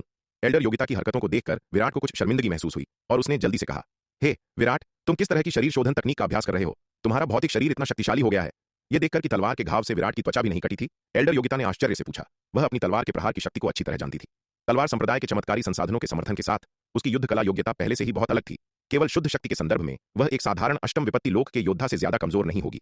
उसके हाथ में अष्टम विपत्ति दिव्य अस्त्र लंबी तलवार की अतिरिक्त वृद्धि के साथ यहां तक कि एक अष्टम विपत्ति लोक का योद्धा भी उसके पूर्ण शक्ति वाले तलवार के प्रहार से सीधे टकराने पर गंभीर रूप से घायल हो जाएगा। फिर भी विराट उसके हमले से सुरक्षित निकल आया, जिससे एल्डर योगिता पूरी तरह चकित रह गई। यह लड़का दिनों दिन और अधिक भयानक होता जा रहा है। यह परम कला स्वर्ण काया अष्टादश संस्कार कहलाती है। यदि एल्डर योगिता रुचि रखती है तो मैं आपको यह सिखा सकता हूं, विराट ने मुस्कुराते हुए कहा। कोई बात नहीं, मैं पहले से ही अमर खड्ग विद्या के साथ काफी संघर्ष कर रही हूं, मुझे एक ही बार में बहुत कुछ करने की कोशिश नहीं करनी चाहिए। एल्डर योगिता ने यह सुनकर अपना सिर हिलाया। अगर यह कोई अन्य साधना विधि होती तो इसका अभ्यास करने से कोई फर्क नहीं पड़ता, लेकिन यह स्वर्ण काया अष्टादश संस्कार एक शरीर शोधन तकनीक है जिससे बचना ही सबसे अच्छा था। एक महिला के लिए अपने शरीर को कठोर बनाना बहुत सार्थक नहीं होगा। एल्डर योगिता पर इसका परीक्षण करने के बाद विराट उसी परीक्षण के लिए उपाध्यक्ष दिवाकर के पास गया। एल्डर योगिता की शक्ति अंततः कमजोर थी, वह उपाध्यक्ष दिवाकर जैसे युद्ध कला के विलक्षण व्यक्ति से तुलना करने में असमर्थ थी। जब एल्डर योगिता ने षष्ठम विपत्ति लोक में प्रवेश किया तो उसने केवल 39 आसमानी बिजलियों का सामना किया, जबकि उपाध्यक्ष दिवाकर ने 46 का सामना किया। दोनों की शक्ति के बीच का अंतर बहुत बड़ा था।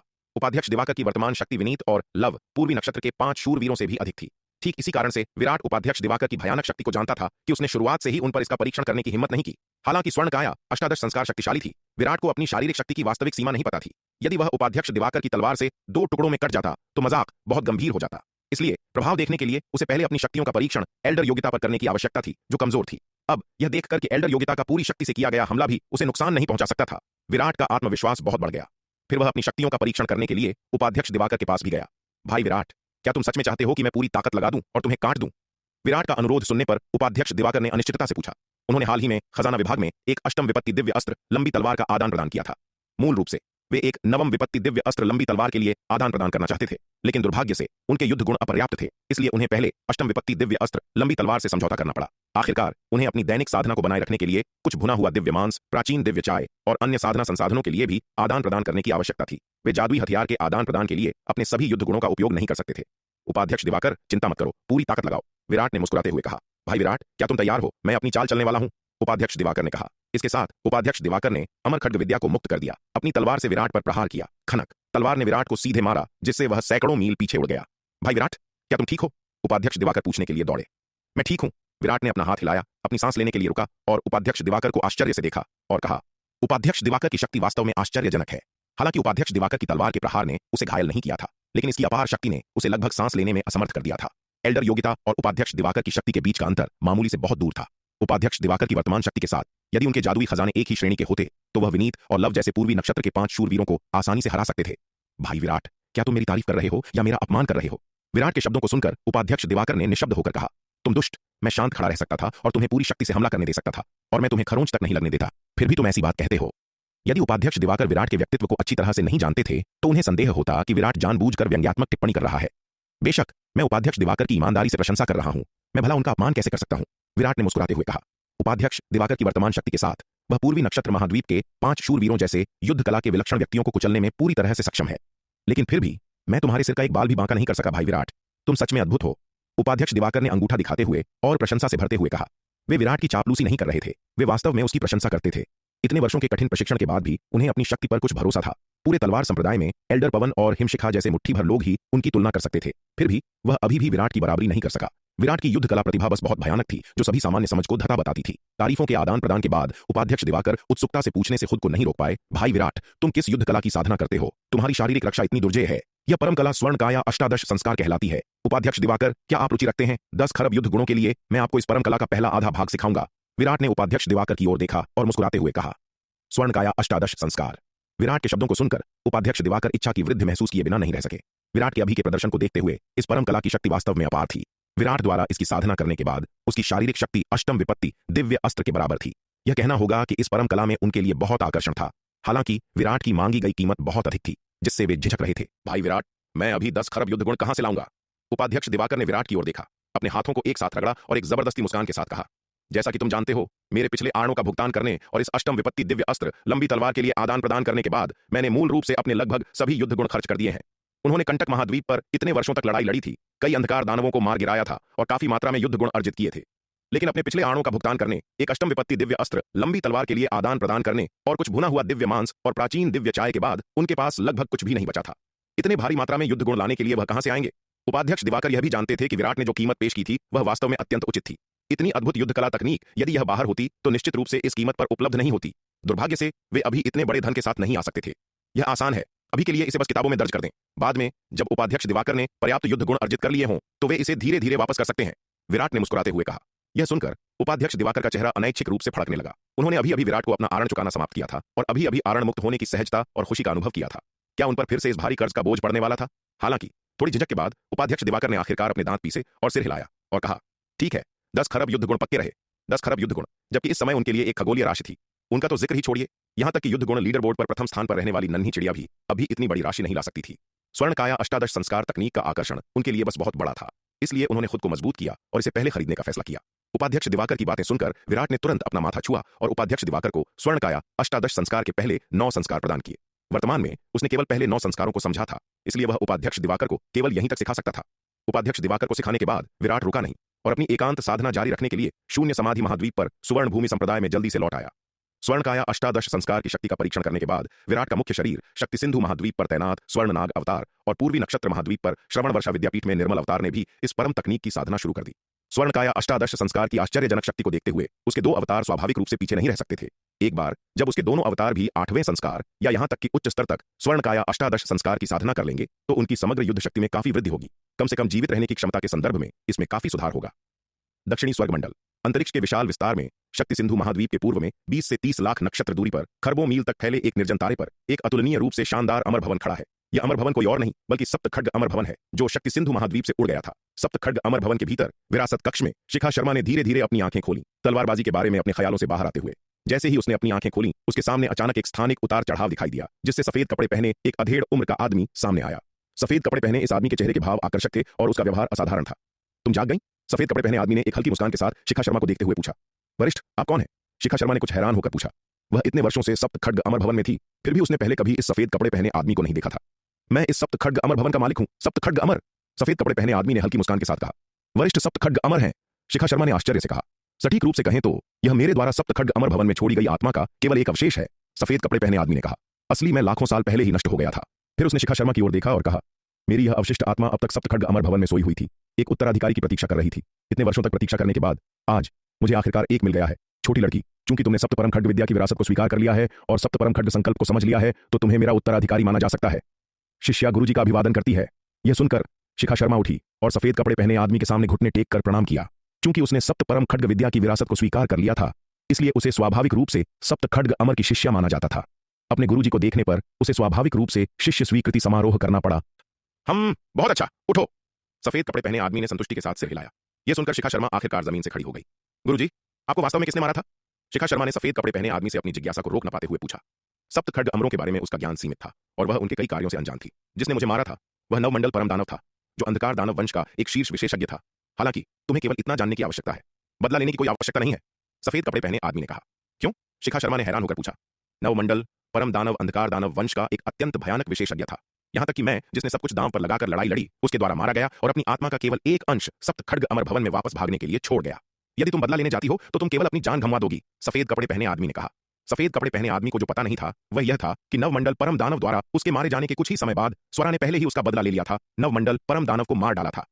गुरुजी, शायद एक दिन मैं नवमंडल परम दानव से ज्यादा मजबूत स्तर तक साधना कर सकूं, शिखा शर्मा ने कुछ अविश्वास के साथ कहा। शिखा शर्मा के शब्दों को सुनकर सफेद कपड़े पहने आदमी ने उसकी ओर देखा, मुस्कुराया और कहा, तुम्हारी महत्वाकांक्षा काफी है, हालांकि तुम्हारी साधना अभी भी बहुत कम है। तुम नहीं जानती कि नवमंडल परम दानव कितना भयानक है। जैसे जैसे तुम दुनिया का और अन्वेषण करोगी, तुम स्वाभाविक रूप से कई चीजों को समझ जाओगी। शिखा शर्मा ने अपना सिर नीचे किया और चुप रही।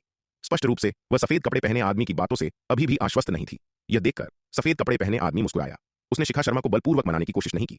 यह अच्छी बात है कि एक युवा व्यक्ति में महत्वाकांक्षा होती है। तुम्हारी वर्तमान शक्ति अभी भी बहुत कमजोर है। तुम्हें सप्त खड्ग अमर भवन को इतनी जल्दी नहीं छोड़ना चाहिए। बस सप्त खड्ग अमर भवन में रहो और ठीक से साधना करो। जब तुम्हारे पास खुद की रक्षा करने की शक्ति हो तभी यहां से निकलना।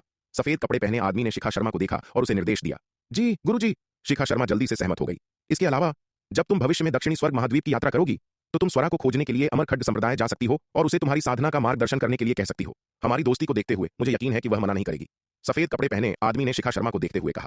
लेकिन गुरुजी, मैं स्वरा को बिल्कुल नहीं जानती, उसे कैसे पता चलेगा कि मैं आपकी शिष्या हूं? शिखा शर्मा ने झिझकते हुए पूछा। हाँ, तुम्हें उस बारे में चिंता करने की जरूरत नहीं है। स्वरा की पारखी नजर से वह यह जानने का अपना तरीका रखती है कि तुम मेरी उत्तराधिकारी हो या नहीं। सफेद कपड़े पहने आदमी ने मुस्कुराते हुए कहा।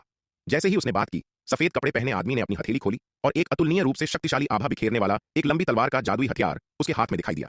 यह सप्तपरम नीलम खड्ग यद्यपि मेरे पास मौजूद सबसे मजबूत जादुई हथियार नहीं है, लेकिन मेरे साथ सबसे लंबे समय तक रहा है। मैं इसे आज तुम्हें सौंप रहा हूं, इस उम्मीद के साथ कि तुम भविष्य में ऐसे दिव्य अस्त्र को विफल नहीं करोगी। सफेद कपड़े पहने आदमी ने लंबी तलवार जादुई हथियार शिखा शर्मा को सौंपते हुए कहा। उसका सबसे मजबूत जादुई हथियार नवमंडल परम दानव के खिलाफ लड़ाई में खो गया था। केवल यह सप्तपरम नीलम खड्ग जो कई वर्षों से उसके साथ था बच गया, क्योंकि उसने इसे सप्त खड्ग अमर भवन में छोड़ दिया था। गुरुजी, निश्चिंत रहें, मैं लगन से साधना करूंगी और आपको निराश नहीं करूंगी। शिखा शर्मा ने सम्मानपूर्वक सप्तपरम नीलम खड्ग को स्वीकार किया और दृढ़ भाव से कहा। बहुत अच्छा। सफेद कपड़े पहने आदमी ने यह सुनकर सहमति में सिर हिलाया। फिर वह पास ही प्रतीक्षा कर रहे श्वेत दाढ़ी और श्वेत बालों वाले वृद्ध की ओर मुड़ा और कहा। आज से शिखा शर्मा सप्त खड्ग अमर भवन की नई मालकिन है। अब से तुम्हें उसके साथ वैसा ही व्यवहार करना चाहिए जैसा तुम मेरे साथ करते थे। जी गुरुजी। सफेद कपड़े पहने आदमी के शब्दों को सुनकर श्वेत दाढ़ी और श्वेत बालों वाले वृद्ध ने सम्मानपूर्वक प्रणाम किया और उत्तर दिया। इस क्षण उसके चेहरे पर उदासी की एक झलक दिखाई दी। गुरुजी, आप कहां जा रहे हैं? शिखा शर्मा ने यह सुनकर जल्दी से पूछा। मेरी यह अवशिष्ट आत्मा इतने वर्षों से सहन कर रही है, इसका उद्देश्य एक उत्तराधिकारी की प्रतीक्षा करना था। सफेद कपड़े पहने आदमी ने मुस्कुराते हुए कहा। अब जब मेरी इच्छा पूरी हो गई है तो मेरे जाने का समय आ गया है। याद रखना, जब तक तुम्हारे पास पर्याप्त शक्ति ना आ जाए, तुम्हें विनम्रता के साथ कार्य करना चाहिए। जब तुम दक्षिणी स्वर्ग महाद्वीप में पहुंचोगी तो तुम्हें स्वरा की तलाश करनी होगी और उससे अपनी साधना का मार्गदर्शन करवाना होगा। यह कहने के बाद उसकी आकृति तारों की रोशनी के कणों में बदल गई और धीरे धीरे फैल गई। गुरुजी! शिखा शर्मा उन्हें पकड़ने के लिए अपना हाथ बढ़ाने से खुद को रोक नहीं पाई, लेकिन उसकी मुट्ठी खाली हवा पर पड़ी। सफेद कपड़े पहने आदमी की आकृति उसकी आंखों के सामने पूरी तरह से गायब हो गई। यह देखकर शिखा शर्मा ने अपने दिल में एक गहरा खालीपन महसूस किया। नुकसान और दुख की एक भारी भावना उसके भीतर उमड़ पड़ी। वह अभी अभी उनकी शिष्या बनी थी और अब वे चले गए थे। मालकिन, दुखी मत हो, पुराने गुरुजी का यह दिन देर सवेर आना ही था। श्वेत दाढ़ी और श्वेत बालों वाले वृद्ध ने तुरंत उसे सांत्वना दी। पुराने गुरुजी को एक उत्तराधिकारी मिल गया है तो कम से कम वे शांति से जा सकते हैं, बिना पछतावे के। हालांकि उसने इस तरह शिखा शर्मा को सांत्वना दी, लेकिन वह खुद भी उतना ही दुखी महसूस कर रहा था। आखिरकार उसने अनगिनत वर्षों तक सप्त खड्ग अमर का अनुसरण किया था। आज उनके बिछड़ने पर उसका दिल कैसे नहीं टूटता। श्वेत दाढ़ी और श्वेत बालों वाले वृद्ध की बातें सुनकर शिखा शर्मा चुप हो गई। उसके सामने के इस दृश्य ने उसे उस समय की याद दिला दी जब उसका शिखर शर्मा गायब हो गया था। दृश्य कितना समान था। हालांकि यद्यपि उसका शिखर शर्मा गायब हो गया था, लेकिन यह वास्तव में नहीं गया था। यह केवल उस दुष्ट विराट में वापस विलीन हो गया था। जब तक वह दृढ़ रहती है, तब तक यह उम्मीद थी कि एक दिन वह विराट से शिखर शर्मा को वापस पा सकेगी। आखिरकार उस दुष्ट विराट ने कहा था कि यदि वह उसे हरा सकती है तो वह शिखर शर्मा को उसे वापस कर देगा। हालांकि ऐसी उम्मीद अत्यंत क्षीण थी। कम से कम कुछ तो ऐसा था जिसकी प्रतीक्षा की जा सकती थी। लेकिन उसके गुरुजी का गायब होना पूर्ण था। वे कहीं नहीं मिल रहे थे। उसका शिखर शर्मा और उसके गुरुजी सप्त खड्ग अमर दोनों ने अंधकार दानव वंश के कारण अपनी जान गंवा दी थी। इसने अंधकार दानव वंश के लिए शिखा शर्मा की नफरत को और बढ़ा दिया। वरिष्ठ, नवमंडल परम दानव किस प्रकार का अस्तित्व है? एक लंबी चुप्पी के बाद शिखा शर्मा ने श्वेत दाढ़ी और श्वेत बालों वाले वृद्ध से पूछा। मालकिन, अभी बदले के बारे में मत सोचिए। ऐसा शक्तिशाली प्राणी आपकी वर्तमान क्षमताओं से परे है। श्वेत दाढ़ी और श्वेत बालों वाले वृद्ध ने सलाह दी। वह रुका, फिर सम्मानपूर्वक बोला। इसके अलावा मालकिन, आप अब सप्त खड्ग अमर भवन की नई मालकिन है। मुझे इस तरह संबोधित करने की कोई आवश्यकता नहीं है। मैं केवल आपका सेवक हूं और मैं इस तरह के संबोधन को स्वीकार नहीं कर सकता। तो मैं आपको आचार्य खड्ग के रूप में संबोधित करूंगी। आपको क्या लगता है? शिखा शर्मा ने एक पल के लिए सोचा, फिर श्वेत दाढ़ी और श्वेत बालों वाले वृद्ध की ओर देखा और पूछा। मालकिन, यह बूढ़ा सेवक केवल आपका सेवक है। इस तरह की औपचारिकता की कोई आवश्यकता नहीं है। श्वेत दाढ़ी और श्वेत बालों वाले वृद्ध ने जल्दी से उत्तर दिया। तो यह तय हो गया, अब से मैं आपको आचार्य खड्ग कहूंगी। वरिष्ठ। शिखा शर्मा ने उसे नजरअंदाज किया और संबोधन के इस रूप पर स्थिर हो गई। सप्त खड्ग अमर भवन में प्रवेश करने के बाद से श्वेत दाढ़ी और श्वेत बालों वाले वृद्ध ने हमेशा उसके साथ बहुत अच्छा व्यवहार किया था, इसलिए उसने हमेशा उसे उच्च सम्मान में रखा था। हालांकि अब वह सप्त खड्ग अमर भवन की नई मालकिन थी। वह अपनी स्थिति पर अभिमान नहीं कर सकती थी और श्वेत दाढ़ी और श्वेत बालों वाले वृद्ध का अनादर नहीं कर सकती थी। शिखा शर्मा की बातें सुनकर श्वेत दाढ़ी और श्वेत बालों वाले वृद्ध ने कृतज्ञता और शर्मिंदगी दोनों महसूस की। शिखा शर्मा ने उसे काफी सम्मान दिखाया था। शुरुआत से अंत तक अत्यंत आदर के साथ उसके साथ व्यवहार किया था। हालांकि उसने पहले विराट को धोखा देने में मदद करने पर विचार किया था, इस उम्मीद में कि विराट सप्त खड्ग अमर भवन का उत्तराधिकारी बन जाएगा। उसने ऐसा इसलिए किया था क्योंकि उसने देखा था कि विराट की युद्ध कला प्रतिभा शिखा शर्मा से भी अधिक थी और वह चाहता था कि उसके गुरुजी के पास अधिक प्रतिभाशाली उत्तराधिकारी हो। उसके दृष्टिकोण से उसके कार्य गलत नहीं थे, लेकिन अब शिखा शर्मा सप्त खड्ग अमर भवन की नई मालकिन बन गई थी और उसके प्रति उसका रवैया इतना सम्मानजनक था जिससे उसे कुछ दोषी महसूस हुआ। श्वेत दाढ़ी और श्वेत बालों वाला वृद्ध एक पल के लिए झिझका, लेकिन अंततः शिखा शर्मा के सामने अपने पिछले कार्यों को कबूल कर लिया। मालकिन, इस बूढ़े सेवक ने एक बार उस लड़के को सप्त खड्ग अमर भवन के सबसे कीमती खजाने, परम रहस्य नीलम कवच और स्वर्ण काया अष्टादश संस्कार दिए थे। कृपया मुझे दंडित करें। श्वेत दाढ़ी और श्वेत बालों वाला वृद्ध शिखा शर्मा के सामने एक घुटने पर बैठ गया। कुछ शर्म के साथ बोल रहा था। आचार्य खड्ग, इसकी कोई आवश्यकता नहीं है। सप्त खड्ग अमर भवन के उत्तराधिकारियों के परीक्षकों में से एक के रूप में ऐसा करना केवल आपका कर्तव्य था। शिखा शर्मा ने उसे उठने में मदद करने के लिए जल्दी से अपना हाथ बढ़ाया। मालकिन, क्या वह लड़का वास्तव में आपका साथी है? श्वेत दाढ़ी और श्वेत बालों वाला वृद्ध खड़ा हो गया, शिखा शर्मा की ओर देखा और सावधानी से पूछा। यह सुनकर शिखा शर्मा की नाजुक भौहें अनायास ही ऊपर उठ गईं। वह एक पल के लिए चुप रही, फिर आखिरकार सिर हिलाया और कहा, मुझे ऐसा लगता है, हालांकि उसके और मेरे बीच के उलझावों को कुछ शब्दों में नहीं समझाया जा सकता है। क्या ऐसा हो सकता है कि उस लड़के ने अपनी मालकिन को फुसलाने के बाद छोड़ दिया हो? श्वेत दाढ़ी और श्वेत बालों वाले वृद्ध ने गुस्से में कहा, अगर मुझे पता होता कि वह लड़का इस तरह का इंसान है तो मुझे उसे इतने सारे खजाने नहीं देने चाहिए थे, मुझे उसे कड़ी सजा देनी चाहिए थी। नहीं। शिखा शर्मा ने सिर हिलाया और कहा, खैर, इस मामले को कुछ शब्दों में नहीं समझाया जा सकता है। आचार्य खड्ग, आपको उसके साथ मेरे मामलों के बारे में चिंता करने की जरूरत नहीं है। विराट के लिए उसकी भावनाएं बहुत जटिल थीं। यह कहना कि विराट उसका साथी नहीं है बेतुका था। वह जिस व्यक्ति से इतना प्यार करती थी वह विराट का ही दूसरा रूप था, लेकिन यह कहना कि विराट उसका साथी है यह भी बेतुका था। वह दुष्ट विराट पूरी तरह से उसके शिखर शर्मा जैसा नहीं था। हालांकि उनकी आत्माओं की उत्पत्ति एक ही स्रोत से हुई थी, मूल रूप से वे वास्तव में एक ही व्यक्ति थे, लेकिन विराट का व्यक्तित्व उसके शिखर शर्मा से काफी अलग था। उसका शिखर शर्मा केवल उससे प्यार करता था, लेकिन वह दुष्ट विराट एक आशिक मिजाज व्यक्ति था। उसके आसपास इतनी सारी औरतें थीं कि आप उन्हें दोनों हाथों की उंगलियों पर नहीं गिन सकते।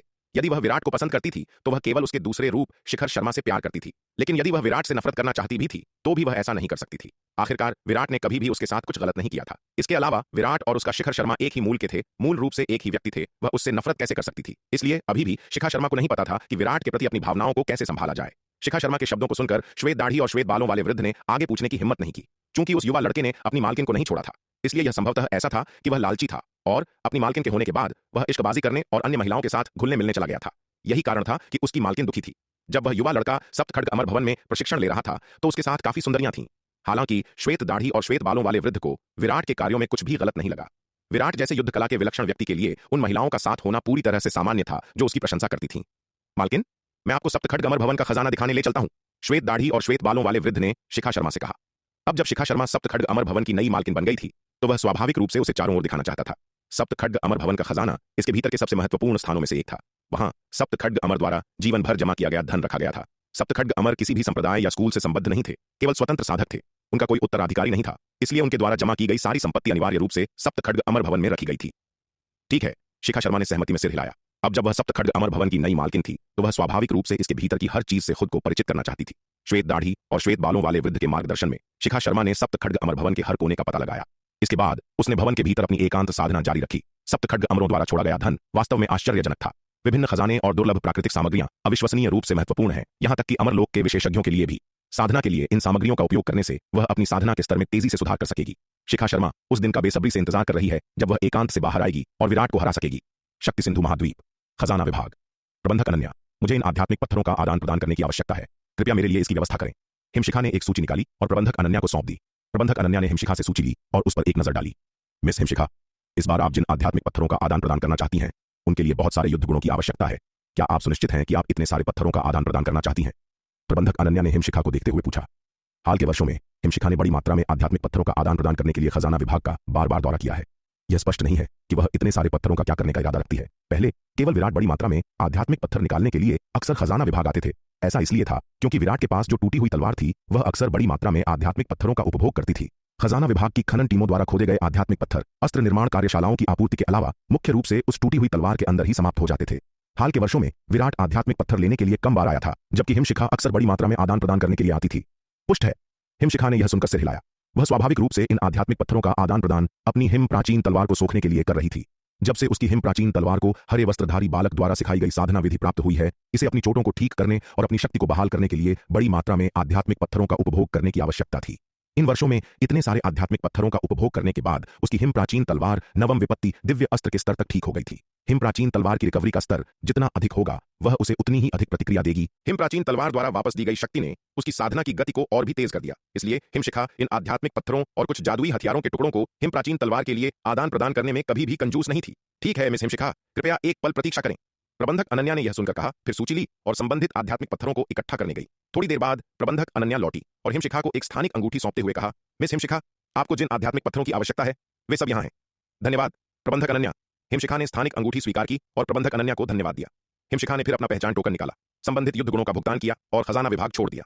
खजाना विभाग के मुख्य हॉल से निकलने के बाद हिमशिखा ने अपने हाथ में पहचान टोकन को देखा। उसके चेहरे पर परेशानी का भाव था। उसने जो युद्ध गुण अर्जित किए थे वे लगभग समाप्त हो गए थे जब से हिम प्राचीन तलवार ने हरे वस्त्रधारी बालक द्वारा सिखाई गई तकनीक की साधना शुरू की थी। इसे अक्सर आध्यात्मिक पत्थरों या जादुई हथियारों के टुकड़ों को खाने की आवश्यकता होती थी और उसके युद्ध गुण अक्सर अपर्याप्त होते थे। ओह ठीक है, अभी के लिए उस पर ध्यान न दें। यदि उसके पास पर्याप्त युद्ध गुण नहीं है तो वह बस और अधिक कमा लेगी। अभी सबसे महत्वपूर्ण बात यह थी कि हिमी को पहले इन आध्यात्मिक पत्थरों को खाने दिया जाए। हिमशिखा ने अपना सिर हिलाया, अस्थायी रूप से अपनी चिंताओं को दूर रखा। वह मध्य महाद्वीप दांव संघ मुख्यालय लौट आई, अपने निवास पर वापस गई। और उन आध्यात्मिक पत्थरों को निकाला जिनका उसने खजाना विभाग से आदान प्रदान किया था। वाह बहन हिमशिखा, आप इस बार इतना स्वादिष्ट भोजन लाई हैं। हिमशिखा द्वारा आध्यात्मिक पत्थरों को बाहर निकालने के बाद सुअर की पूंछ जैसी छोटी वाली 7 या 8 साल की एक बच्ची उत्साह से दौड़ी। हिमी, ये सब तुम्हारे लिए है, इसलिए जितना चाहो खाओ। हिमशिखा ने अपना हाथ बढ़ाया और छोटी लड़की के सिर को सहलाया, धीरे से बोली। हिमशिखा हमेशा दूसरों के प्रति ठंडी और अलग थलग रहती थी, केवल इस छोटी लड़की के साथ व्यवहार करते समय ऐसा कोमल पक्ष दिखाती थी। हालांकि जब से हिम प्राचीन तलवार ने मानव रूप लिया है, हिमशिखा जब भी बाहर जाती है तो उसे शायद ही कभी अपने साथ ले जाती है, क्योंकि कई बार जब वह इस छोटी लड़की को बाहर ले गई तो लोगों ने उसे उसकी बेटी समझ लिया। इसके अलावा जो और भी अपमानजनक था वह यह था कि उन्हें लगा कि यह छोटी लड़की उसकी और विराट की नाजायज बेटी है। कुछ बार गलत समझे जाने के बाद हिमशिखा या तो बाहर जाते समय उसे अपने साथ नहीं ले जाती थी, या यदि वह ले जाती थी तो वह उसे हिम प्राचीन तलवार के रूप में वापस ला देती थी। हालांकि यह छोटी लड़की अविश्वसनीय रूप से शरारती थी, यहां तक कि अगर वह शुरू में उसे हिम प्राचीन तलवार के रूप में वापस ला देती थी तो छोटी लड़की तुरंत मानव रूप में वापस आ जाती थी। जब भी उसे कोई ऐसी चीज मिलती थी जिसके बारे में वह उत्सुक होती थी और मजा लेने के लिए भाग जाती थी। इस छोटी लड़की के बेचैन स्वभाव के कारण हिमशिखा को कम सिरदर्द नहीं हुआ, इसलिए हिमशिखा उसे केवल तभी अपने साथ ले जाती थी जब वह युद्ध के लिए बाहर जाती थी, अन्यथा वह आमतौर पर उसे उस पहाड़ की चोटी पर छोड़ देती थी जहां दांव संग रहता था। धन्यवाद बहन हिमशिखा। हिमशिखा के शब्दों को सुनकर छोटी लड़की ने उत्साह से कहा। फिर उसने आध्यात्मिक पत्थर को उठाया और बड़ी खुशी के साथ उसे खाना शुरू कर दिया। आध्यात्मिक पत्थरों को खाने के बाद छोटी बच्ची ने डकार ली और फिर प्रकाश की एक चमक दिखाई दी और वह अनंत बर्फीली आभा बिखेरने वाली एक प्राचीन तलवार में बदल गई जो हिमशिखा के सामने मंडराने लगी। अपने सामने अनंत बर्फीली आभा बिखेरने वाली प्राचीन तलवार को देखकर हिमशिखा खुशी की लहर महसूस किए बिना नहीं रह सकी। ऐसा लग रहा था कि इतने आध्यात्मिक पत्थरों का उपभोग करने के बाद हिमी में और सुधार हुआ है। जैसे ही हिमशिखा खुशी मना रही थी,